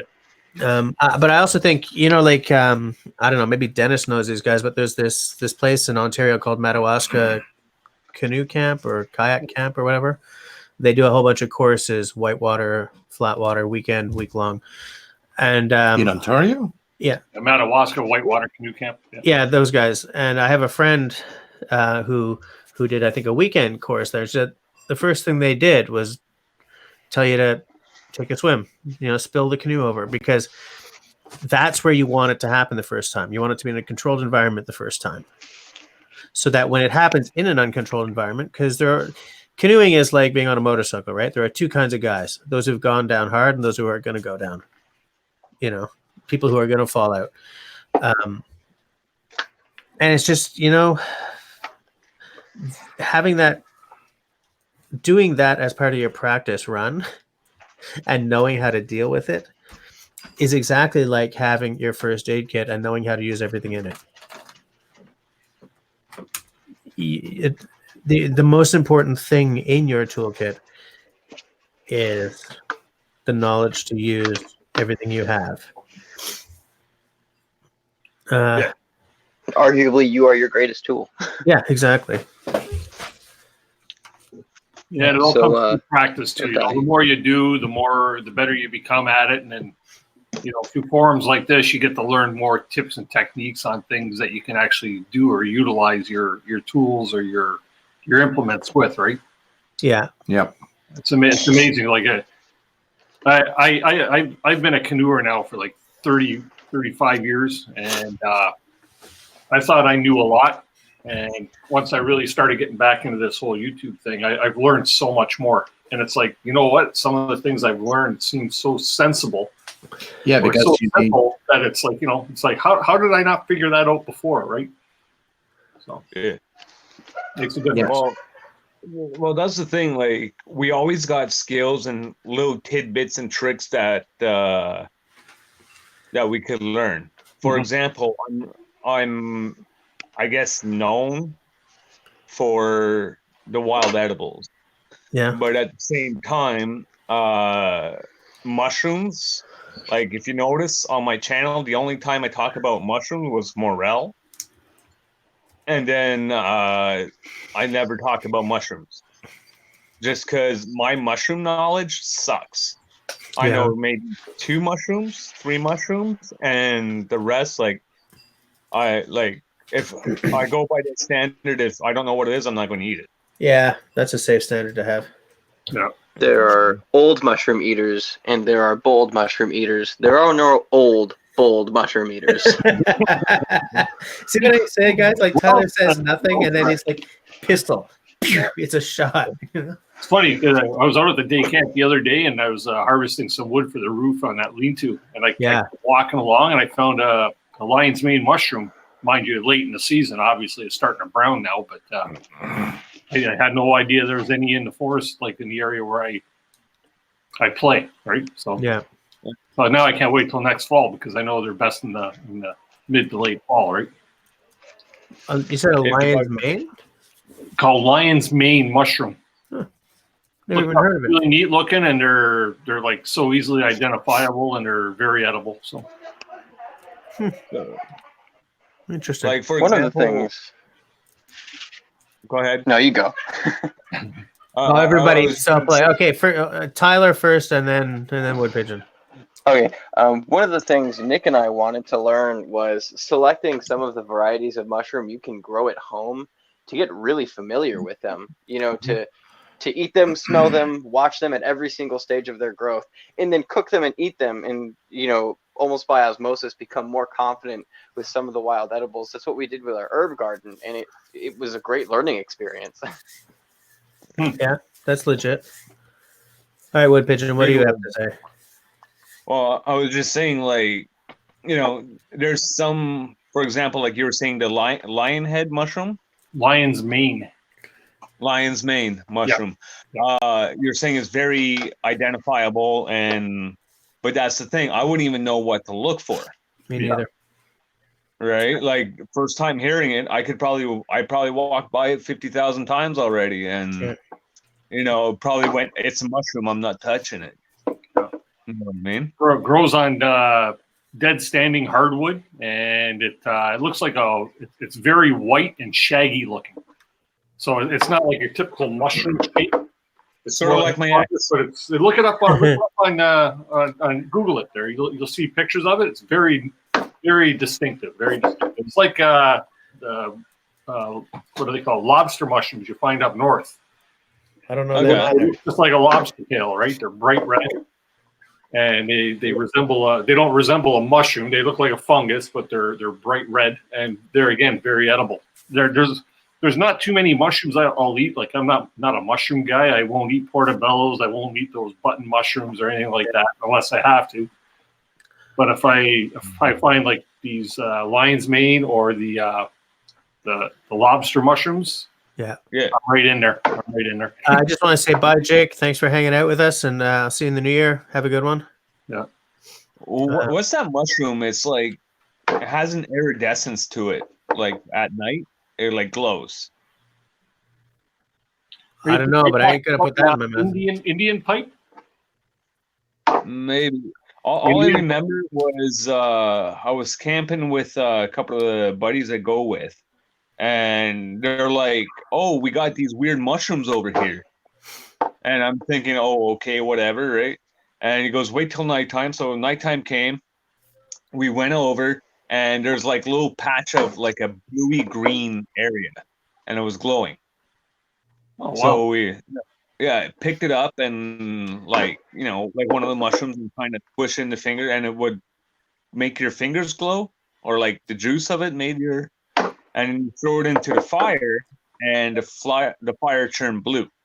I believe that is what they call the alien invasion mushroom. That or Fair you enough. ate some other mushrooms beforehand a mushroom. Maybe no, but it was definitely an interesting whatever. So like interesting thing to learn, and I'm like, what is it? They're like, we don't know, and they wanted me to tell them because I'm the plant guy for them, So Yeah, but I mushrooms. had no. Mushrooms aren't necessarily the plant guy's bailiwick, though, right? They're the fungi guy's bailiwick. Yeah, well, that's the thing too. Like, this is why I like going with the group I go with. Everybody knows certain aspects, right? Mm-hmm. And then we kind of learn off each other, sort of like this panel here. I don't know, like, you guys know more about axes and blades, where you know more about canoeing and water sports. And so on and so forth, you know what I mean? Like we all have our specialty tiers, even though it all funnels down into one aspect. We all know different parts of that aspect. Yeah, so if you have a group of people like us together, chances are you're pretty good in any situation. That makes the group a kit. There you go. Well, shoot. What I just heard is a roundabout way of saying this is a dream team. Yeah. I think what Dennis was showing there was the lion's mane. Yeah, Dennis? that's the lion's mane. The one that was on the right hand side is similar to the one I found on the tree. I've never seen that before. Browning because it's past frost now, right? So So I have seen some of that before, and like I said, I just thought it was some sort of like mushroom or whatever like that, and I just like let it be. Yeah. You know what I mean? So because again, don't know what it is. Yeah. So now here's a question. Yeah. Are you guys okay if I smoke on camera? I don't care. You guys don't care? No. Like if well, we don't want to get demonetized. Yeah, I'm already demonetized, dude. I mean, look, if you're about to whip up like a crack pipe, we might have an issue. But no crack pipe. There you go. Good? Yeah. Lighting's good? I don't care. Yeah, that's good. I'll shut the heater off. So, speaking of the workshop, welcome to the workshop, guys. Looking good. So, the whole workshop or half the workshop? Well, his whole workshop got cut into half of the workshop. That's what I meant. So, So if I do it, how do I place you there? Good. So you can see that. Oh, I see. That's the side I've seen before, right? It's still not a bad Yeah. size, but if you have like a bunch of big electrical instruments, tools, then So- yeah. From here to here Good night, Jake. is 9 from across 9. So 9 Yeah. one way, and I think it's 6 the other way. So Okay. so this is the part you probably saw here. That's the part I've seen before, yeah. So and then add the stop and everything. Where did I put the? Anyways, sorry. Go ahead, guys. Jess, are you monetized now? Nope. No? Oh, so No. you don't have to worry about the monetization. Don't have to worry about it. That doesn't mean I love it. PCs now. What? I could hear the PCs now. Well, you know how it is. You know how it is. Well, now you can swear about so- Dauber getting good prices on things. Yeah. God damn it, Dauber. Smoke is bad for you kids. If you're watching, all right? Fire Listen club. to Uncle Jay. Don't smoke. His wood pitching gonna let his smoke with the flint and steel. Outdoor says fire plow. What I would pay to see that. I used rigger roll to light my smoke. A rigmarole? A rigger roll. What's a rigmarole? You know what? No. So what you do? I can is see you the take a entire piece of live cotton, stream. Oh, Jess. Yeah.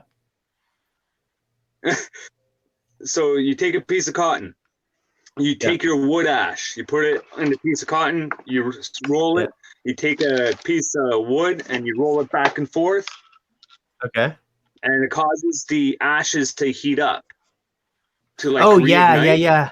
yeah. Is that what that's called? A rigmarole? Yeah, I've seen Yeah. that before. I've been wanting I to try haven't. that. And, Oh, it's really cool. It's kind of it's a tricky friction. because the trick Yeah, to it it's is not friction, to but I put haven't.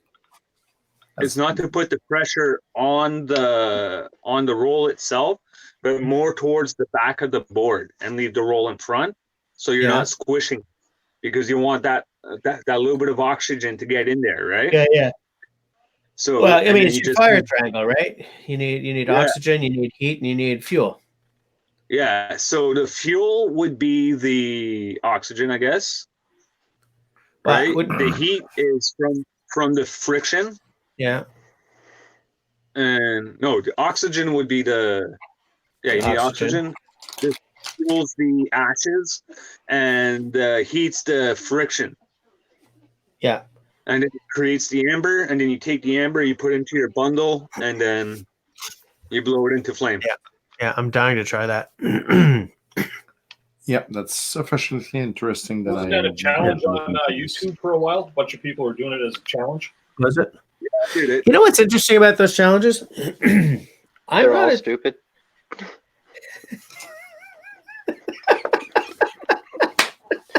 Pistol has gone off. there was the pistol again. What? I'm not a channel who anyone ever challenges. Last time I got challenged was, I think, 6 years ago. And like some guys, Did you do the roast your steak challenge? no, I nobody challenged me to, and I had a hard time with that one, for reasons that I'm not really going to go into on a live stream. But No, fair enough. yeah, nobody challenged me to do that. I just want to. Meanwhile, my workshop is 6 by 6 feet. Serge has a small space, but he still gets some good work done. Fair enough. You probably But got keep in mind, too, more in work my than workshop, you and I we got combined. Here. Did you say in your workshop it's full of beer? Full of gear. Beer. Okay. I was like, wow, whoa, it's full of beer. I'll be there in 5, 4, 3. Oh, he's here. I hope it's not all IPA. I still got some stuff from Hawaii if you want to try that. Yeah. But you're a 2-hour drive from my place, though. I'm not going to drive all the way to Ottawa to try. You challenged me to shave my head with my Wetterling's hatchet. I shaved my face with that hatchet before. I think you might have seen the video.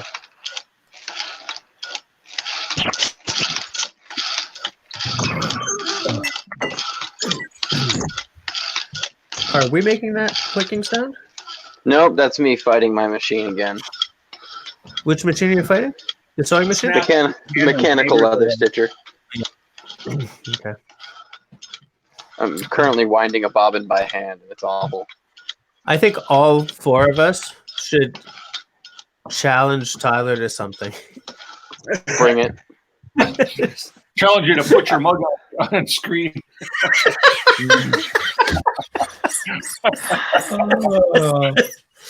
That's fine, but I'm going to do it through the leather stitcher because you didn't tell me how I had to.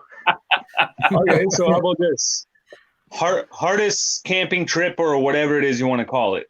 Like what would be like your hardest? Like what is the hardest we've ever done, or what we would find hardest? No, like what's the hardest? Like like for example, I did the Appalachian Trail. I did -40 camping. That was fucking rough. Excuse the language. That was rough. Fine. Hey, Hike with Mike is here. Hey, Hike, how's it going? Hey, Mike. It's the hardest trip, eh? You know what my hardest trip was when I was in the Royal Canadian Air Cadets. Eh? During junior leadership school, that was at Lac Sebastien, which is an analog, an annex to Bagotville, which CFB Bagotville, which is where which squadron is it? Les Alouettes, right? Is that 418? Yes. Squadron 418 Alouettes. So Lac Sebastien is just a little satellite camp there. And at the very last stage of my junior leadership school, it was a survival weekend. So no problem, right? Yeah, they dumped me on an island with like nothing but like a piece of thread, a needle, and an orange. I don't remember, but it was like the most redonkulous, random stuff. And we'd gone through some training and stuff, but not like a whole 6-week course or anything. So I got dumped on this island, and they said, "There you go. Don't survive, thrive." And then they pissed off, and and we'll see in 3 days. So, dude, you're screwed. And so I'm there, and I'm like, wow, okay. And then I went over this like sand dune, and the island was covered in blueberries. Huh. I was like, this is not going to be as bad as I thought. But I'll tell you something. You do not want to spend 3 days eating nothing but blueberries. Yep. Right? Like, at all. At all. But that was tough because at that point, I was in junior leadership school, but I wasn't into sort of the survival or bushcraft stuff, really. I was more just into being a self-centered 16-year-old. So even though they taught us how to build a lean-to and everything, I didn't get off on it. The survival part of the weekend was non-optional. It was part of going to junior leadership school. It was part of, the one of the steps you took to go back to your squadron and be like a junior instructor. So here's the question I think I have. Is this a test you would go back and put 16-year-old someone through again?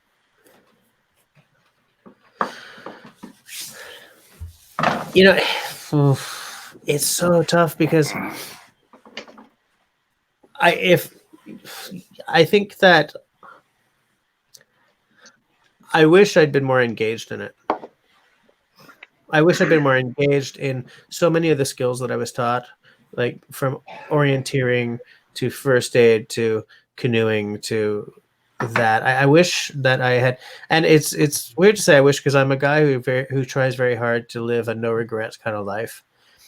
But man, I do that stuff for fun now.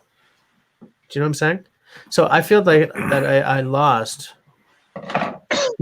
20 years, 30 years because I didn't like engage and go with it. You know, I listened to Dennis talking about the canoe trips he's taken, and I'm fascinated and I love it. And the back of my head is like killing me over it. You know, I speak to Kevin Callan because he is a writer and I used to be a writer, you know, but I got out of it because publishing in English in Montreal is terrible. And I can't just up and move to Toronto because my wife's job is very geographically static, shall we say. So I got out of publishing. But like a lot of the things that I can't do today are things that I had the opportunity to learn and was too much of an irritating teenager to grasp them the way I would today. If somebody called me up and said, Jess, for the next 3 days, I'm taking you to wherever and I'm dropping you in a canoe, and by the end of those 3 days, you're going to have some skills, I would say yes. Back then, I just went and did it because it's what we were doing. And because I didn't maintain the interest, my J-stroke is terrible. Like, I have forgotten everything that I learned, you know, during you know, the cadet canoe trips. Everything. And so I feel that I'm starting again. And these guys who never stopped, it's like, man, you know? So you've almost got this sort of late start regret. Yeah, I'll own that. Absolutely. I absolutely do. It's funny because the kids you come have up some to play, huh? regrets with publishing, but publishing isn't dead, but it is no longer the main mean of communication than it was. Yeah. And the thing with publishing is it's not stable. You know, Kevin's got 13 books under his belt, you know, But so he can sort of point to that. But I worked in magazines. But I mean, even in the 1500, it wasn't a stable business. Yeah, that's true. Yeah. So it doesn't matter if it was a proper book or magazine or whatever. Yeah. Publishing wasn't a stable business at all. Yeah. It spread knowledge. That's a lot. Yeah, because publishing is hard to get into. Yeah. Like I've done some freelance for a couple magazines. Yeah. But to actually sit there and, you know, make money off it, and, you know, there's like 20,000 other guys that could do it just as good as you or better, or you know, and I was lucky. There's one magazine, and where is it? Anyways, I ended up getting 3 articles published into one magazine. That's pretty good. And I was like, holy crap, like, I can't believe. And then I just stopped because I put all this time and effort into these magazines, and being stupid about it, not knowing like how to, you know, negotiate prices and all that. Basically my payment was 2 free magazines. Yeah.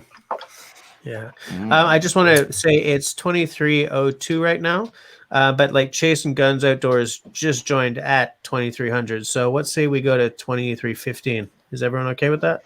Sure. Yeah. But like I don't know if I really answered Tyler's question. I've realized that I sort of riffed on it rather than answering it. I would send 16-year-old me back and do that island again. But I would love for him to really grab it and run with it. You know. Well, I was just going to say, Jess, if you ever want to take a drive down that 401, meet up with me in Toronto, and I'll finish driving the rest of the way, take you up north canoeing. as soon as Clemence is not like 1 year old, I think I may do that because like take a week off of work or something. If you're doing that, swing by Ottawa, pick me up. I'll swing by Ottawa and I'll meet you at Bridgehead. There you go. Actually, how far from Toronto do you live, Dennis? I'm down by Niagara Falls. Oh yeah, okay. So So it's an hour and a half. Yeah, Mike Morton is down it takes me around about an there. hour to get to Toronto. Yeah. So that's like 4 hours, I guess, from Ottawa. Yeah, well, you know what? If he was going to get you in Ottawa, then you'd be better off we'd meet in North Bay because you can take Highway 17 across, right? There you go. Yeah, Highway 17 across, meet in North Bay, and then we can get up to the good North Country. Everyone say bye to Outdoor Dauber. See you, man. See you, Talk Dauber. soon. Seeing you, brother. Peace. Have a good one. Yeah. Hey, Grace is still here. You haven't been saying much, Grace. Thanks for hanging out to the bitter end. Oh, you're not that bad. Bitter is what I do best. But yeah, like, Just like the ale. well, you know. So how about the other guys there? What was your hardest trips or trip? Ooh. Anyone? Dennis, you start. You know what?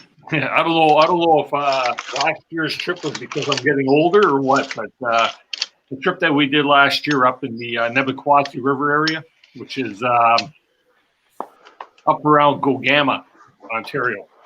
So it's just below Timmins. It was a trip that 7-day trip, and we run into all kinds of obstacles there. But like most notably, the one guy on the trip took 6 stitches right alongside the eye. Here he got caught on, like snagged on a broken branch sticking out of a cedar tree. Oy. And that happened our first day in. It was a good thing that we were within paddling distance of the town of Gogama, which him and his son paddled back in. He went into Timmins, got stitched up, and then they come back, and we had our first day overnight.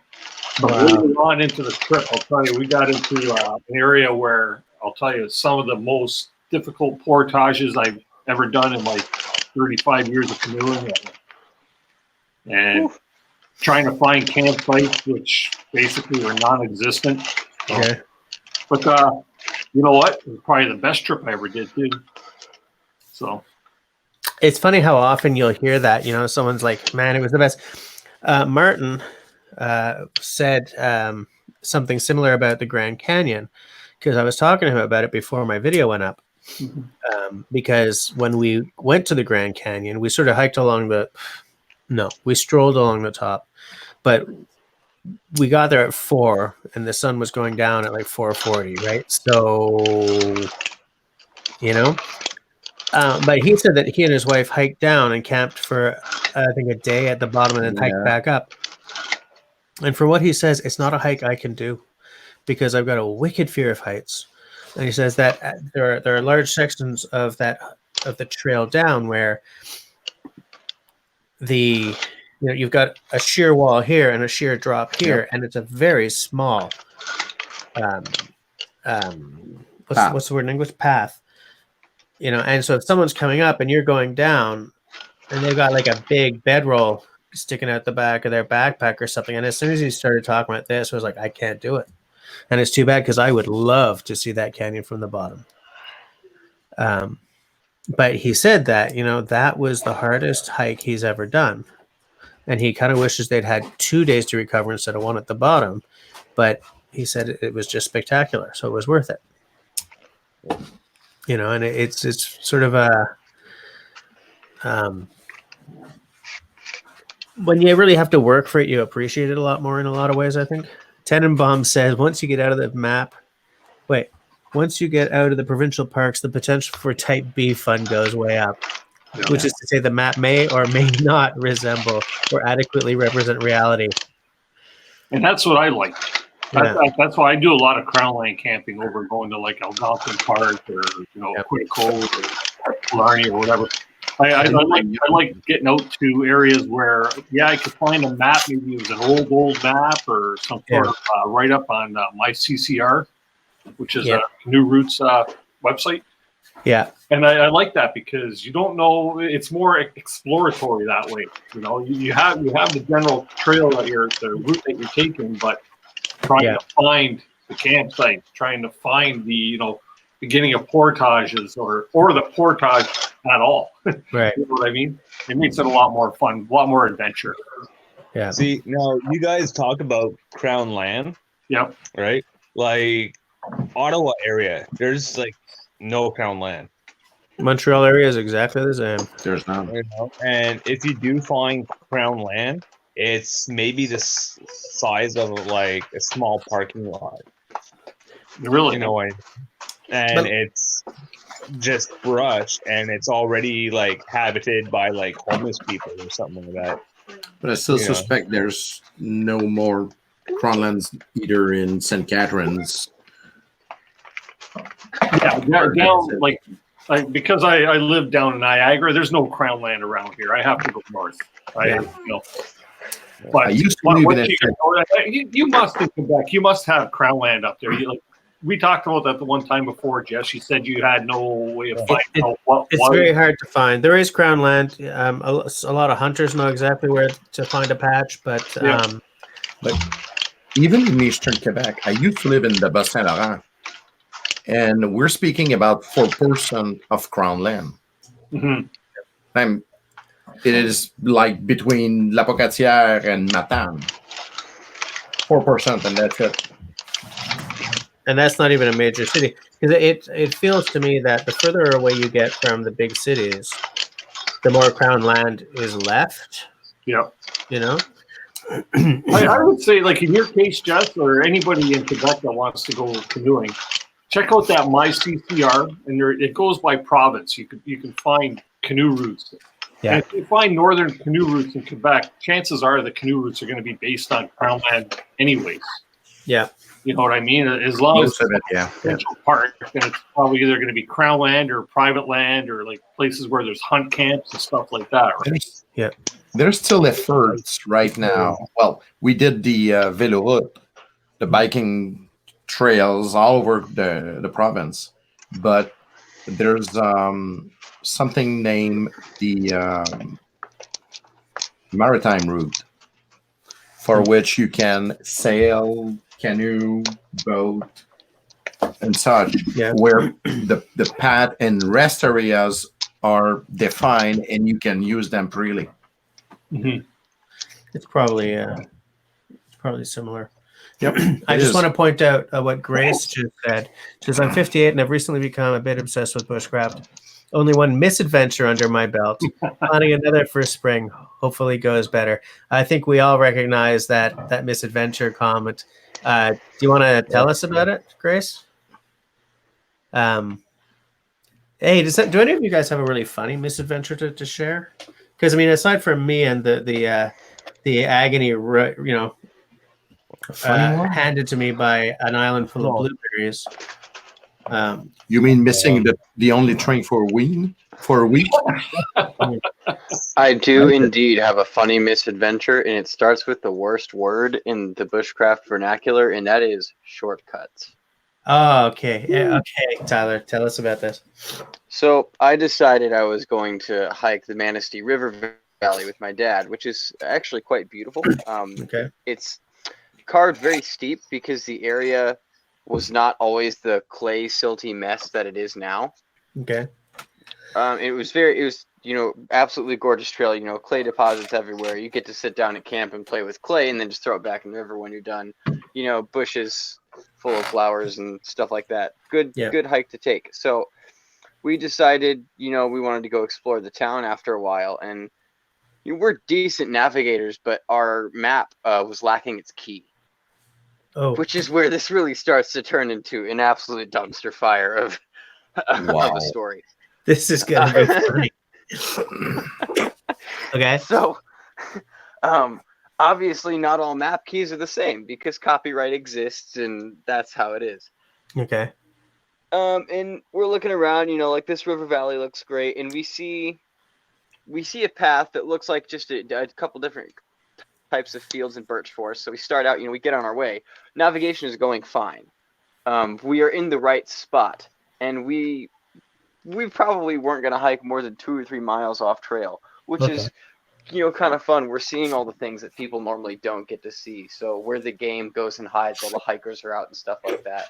Yeah. Seeing some animals, and we're crossing the fields.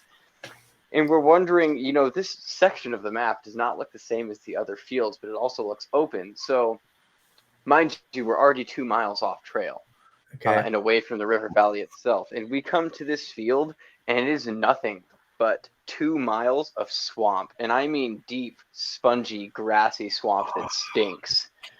And I had a brand new pair of Footskin USA moccasins that I absolutely destroyed. I mean, we got in the car and we drove all 9 hours back home with the windows open because we just smelled like gross skunk cabbage, swampy garbage. It was terrible. But, like you said, the not so rare saying, it was one of the best trips I've ever taken. It was just a dumpster fire at the end. I love it. Well, that's a story that'll always stick in your mind, right? Yeah. That's why it quickly becomes one of your favorites, is because it's stuck in your mind now, right? Yeah. It's the adventure you made it through, right? Or the misadventure you made it through. So. Yeah. We almost got patches that said Stupid River 2013. Oh, you should have done that. Serge says, I normally play it safe, so I think my worst misadventure was going camping with city slickers. I had to help a friend carry a Coleman big boy cooler to our campsite, and it wasn't car camping. Grace says she got separated from her partner. He broke his leg. She was left alone, couldn't start a fire with a big lighter. That sounds kind of scary, actually. That sounds rough. Yeah, that's not a funny misadventure. That's terrifying. Yeah, that's not a good misadventure. That's one of my favorite stories I like telling. It's not really well, it depends on how you look at it. We ended up going on a hike in the Gatineau Hills. Yeah. And we did the trail and everything, and we're on the part where it leads back to the parking lot. And throughout the entire trail, I kept yelling out bear. Right. And Jill, I saw a raccoon, it was a bear. I saw a chickmunk, it was a bear. I saw a rabbit, it's a bear. I see a butterfly go by, I say bear. At the end of it's been about an hour. I've been yelling out bear at everything. Yeah. And Jill just wants to get to the car. So as we're talking and finishing off, I see an actual bear. So I go, hey, there's a bear. Right. And she's like, yeah, whatever. Right. And she just wanted to finish the hike. Right. Yeah. And then I had to grab her and go, hold on, there's an actual bear. Look. And it must have been about maybe 9 meters from us. Yeah. Oh, heck and no. It's, and then it kind of stopped and started swaying its head and everything. I'm like, oh shit. She goes, what do you want to do? I love how you made that sound. I said, oh shit. I'd be like, she's the only reaction. She's take off. I'm like, hold on. If you run, it's going to chase. Yeah. Right. And she's like, well, what do you want to do? I said, well, fuck, the parking lot's right there. I don't want to spend another hour going through the woods because it's, it's almost sunset and everything. So I'm like, tell you what, you stay on the outside. I'll stay in between you and the bear. So if the bear attacks, at least film it for YouTube. So, it's all about the footage. So we start walking, and she's like, all right, I said, whatever you do, don't run. I grab my phone as we're walking. I'm like this. Yeah. I go to take a picture. All of a sudden, I hear her yell out, by the way, there's a cub. I look, she's already up the fucking hill at the car. I was like, are you serious? I said, don't run. She said, I didn't run. So basically, with that story said, that was maybe, I guess, a week before the wedding, Uh-huh. before we got married. Yeah. So in my vows, I turned around. I said, I promise to protect you from bears. Same response you're doing as everybody else. Why? Because I made sure everybody knew that she left me there to deal with the friggin' bear. And it's come. So yeah. So that's the thing with her and I. There, it's a little ongoing joke. I'll still yell out bear every time I see a raccoon, chipmunk, whatever. So. But she knows, like, once my voice changes and says, "Hey, look, there's a bear," and I'm actually serious about it, you know, she knows to stop now and actually look. So Now. Yeah. Huh. you know. Okay, guys, it's 23:18 right now. Yep. So I guess we're gonna shut it down. Everybody read Tenenbaum's Hiking Misadventure. So thanks for hanging out. Grace, thanks for hanging out to the bitter end. And the rest of you guys, of course. Thanks to the guys who came on to chat on screen. And I will hopefully, I don't know if I'll see you next Tuesday. What is next Tuesday, like New Year's or something? Tuesday is New Year's Eve. Tomorrow's Christmas Eve, and next Tuesday, that's why I'm not doing my streams. Yeah, I don't know. Maybe I'll do another Monday. I'm not sure. I don't know. I may not get on again before the holidays are over. But Enjoy the time off, man. I'll work on it. I'll see what to do.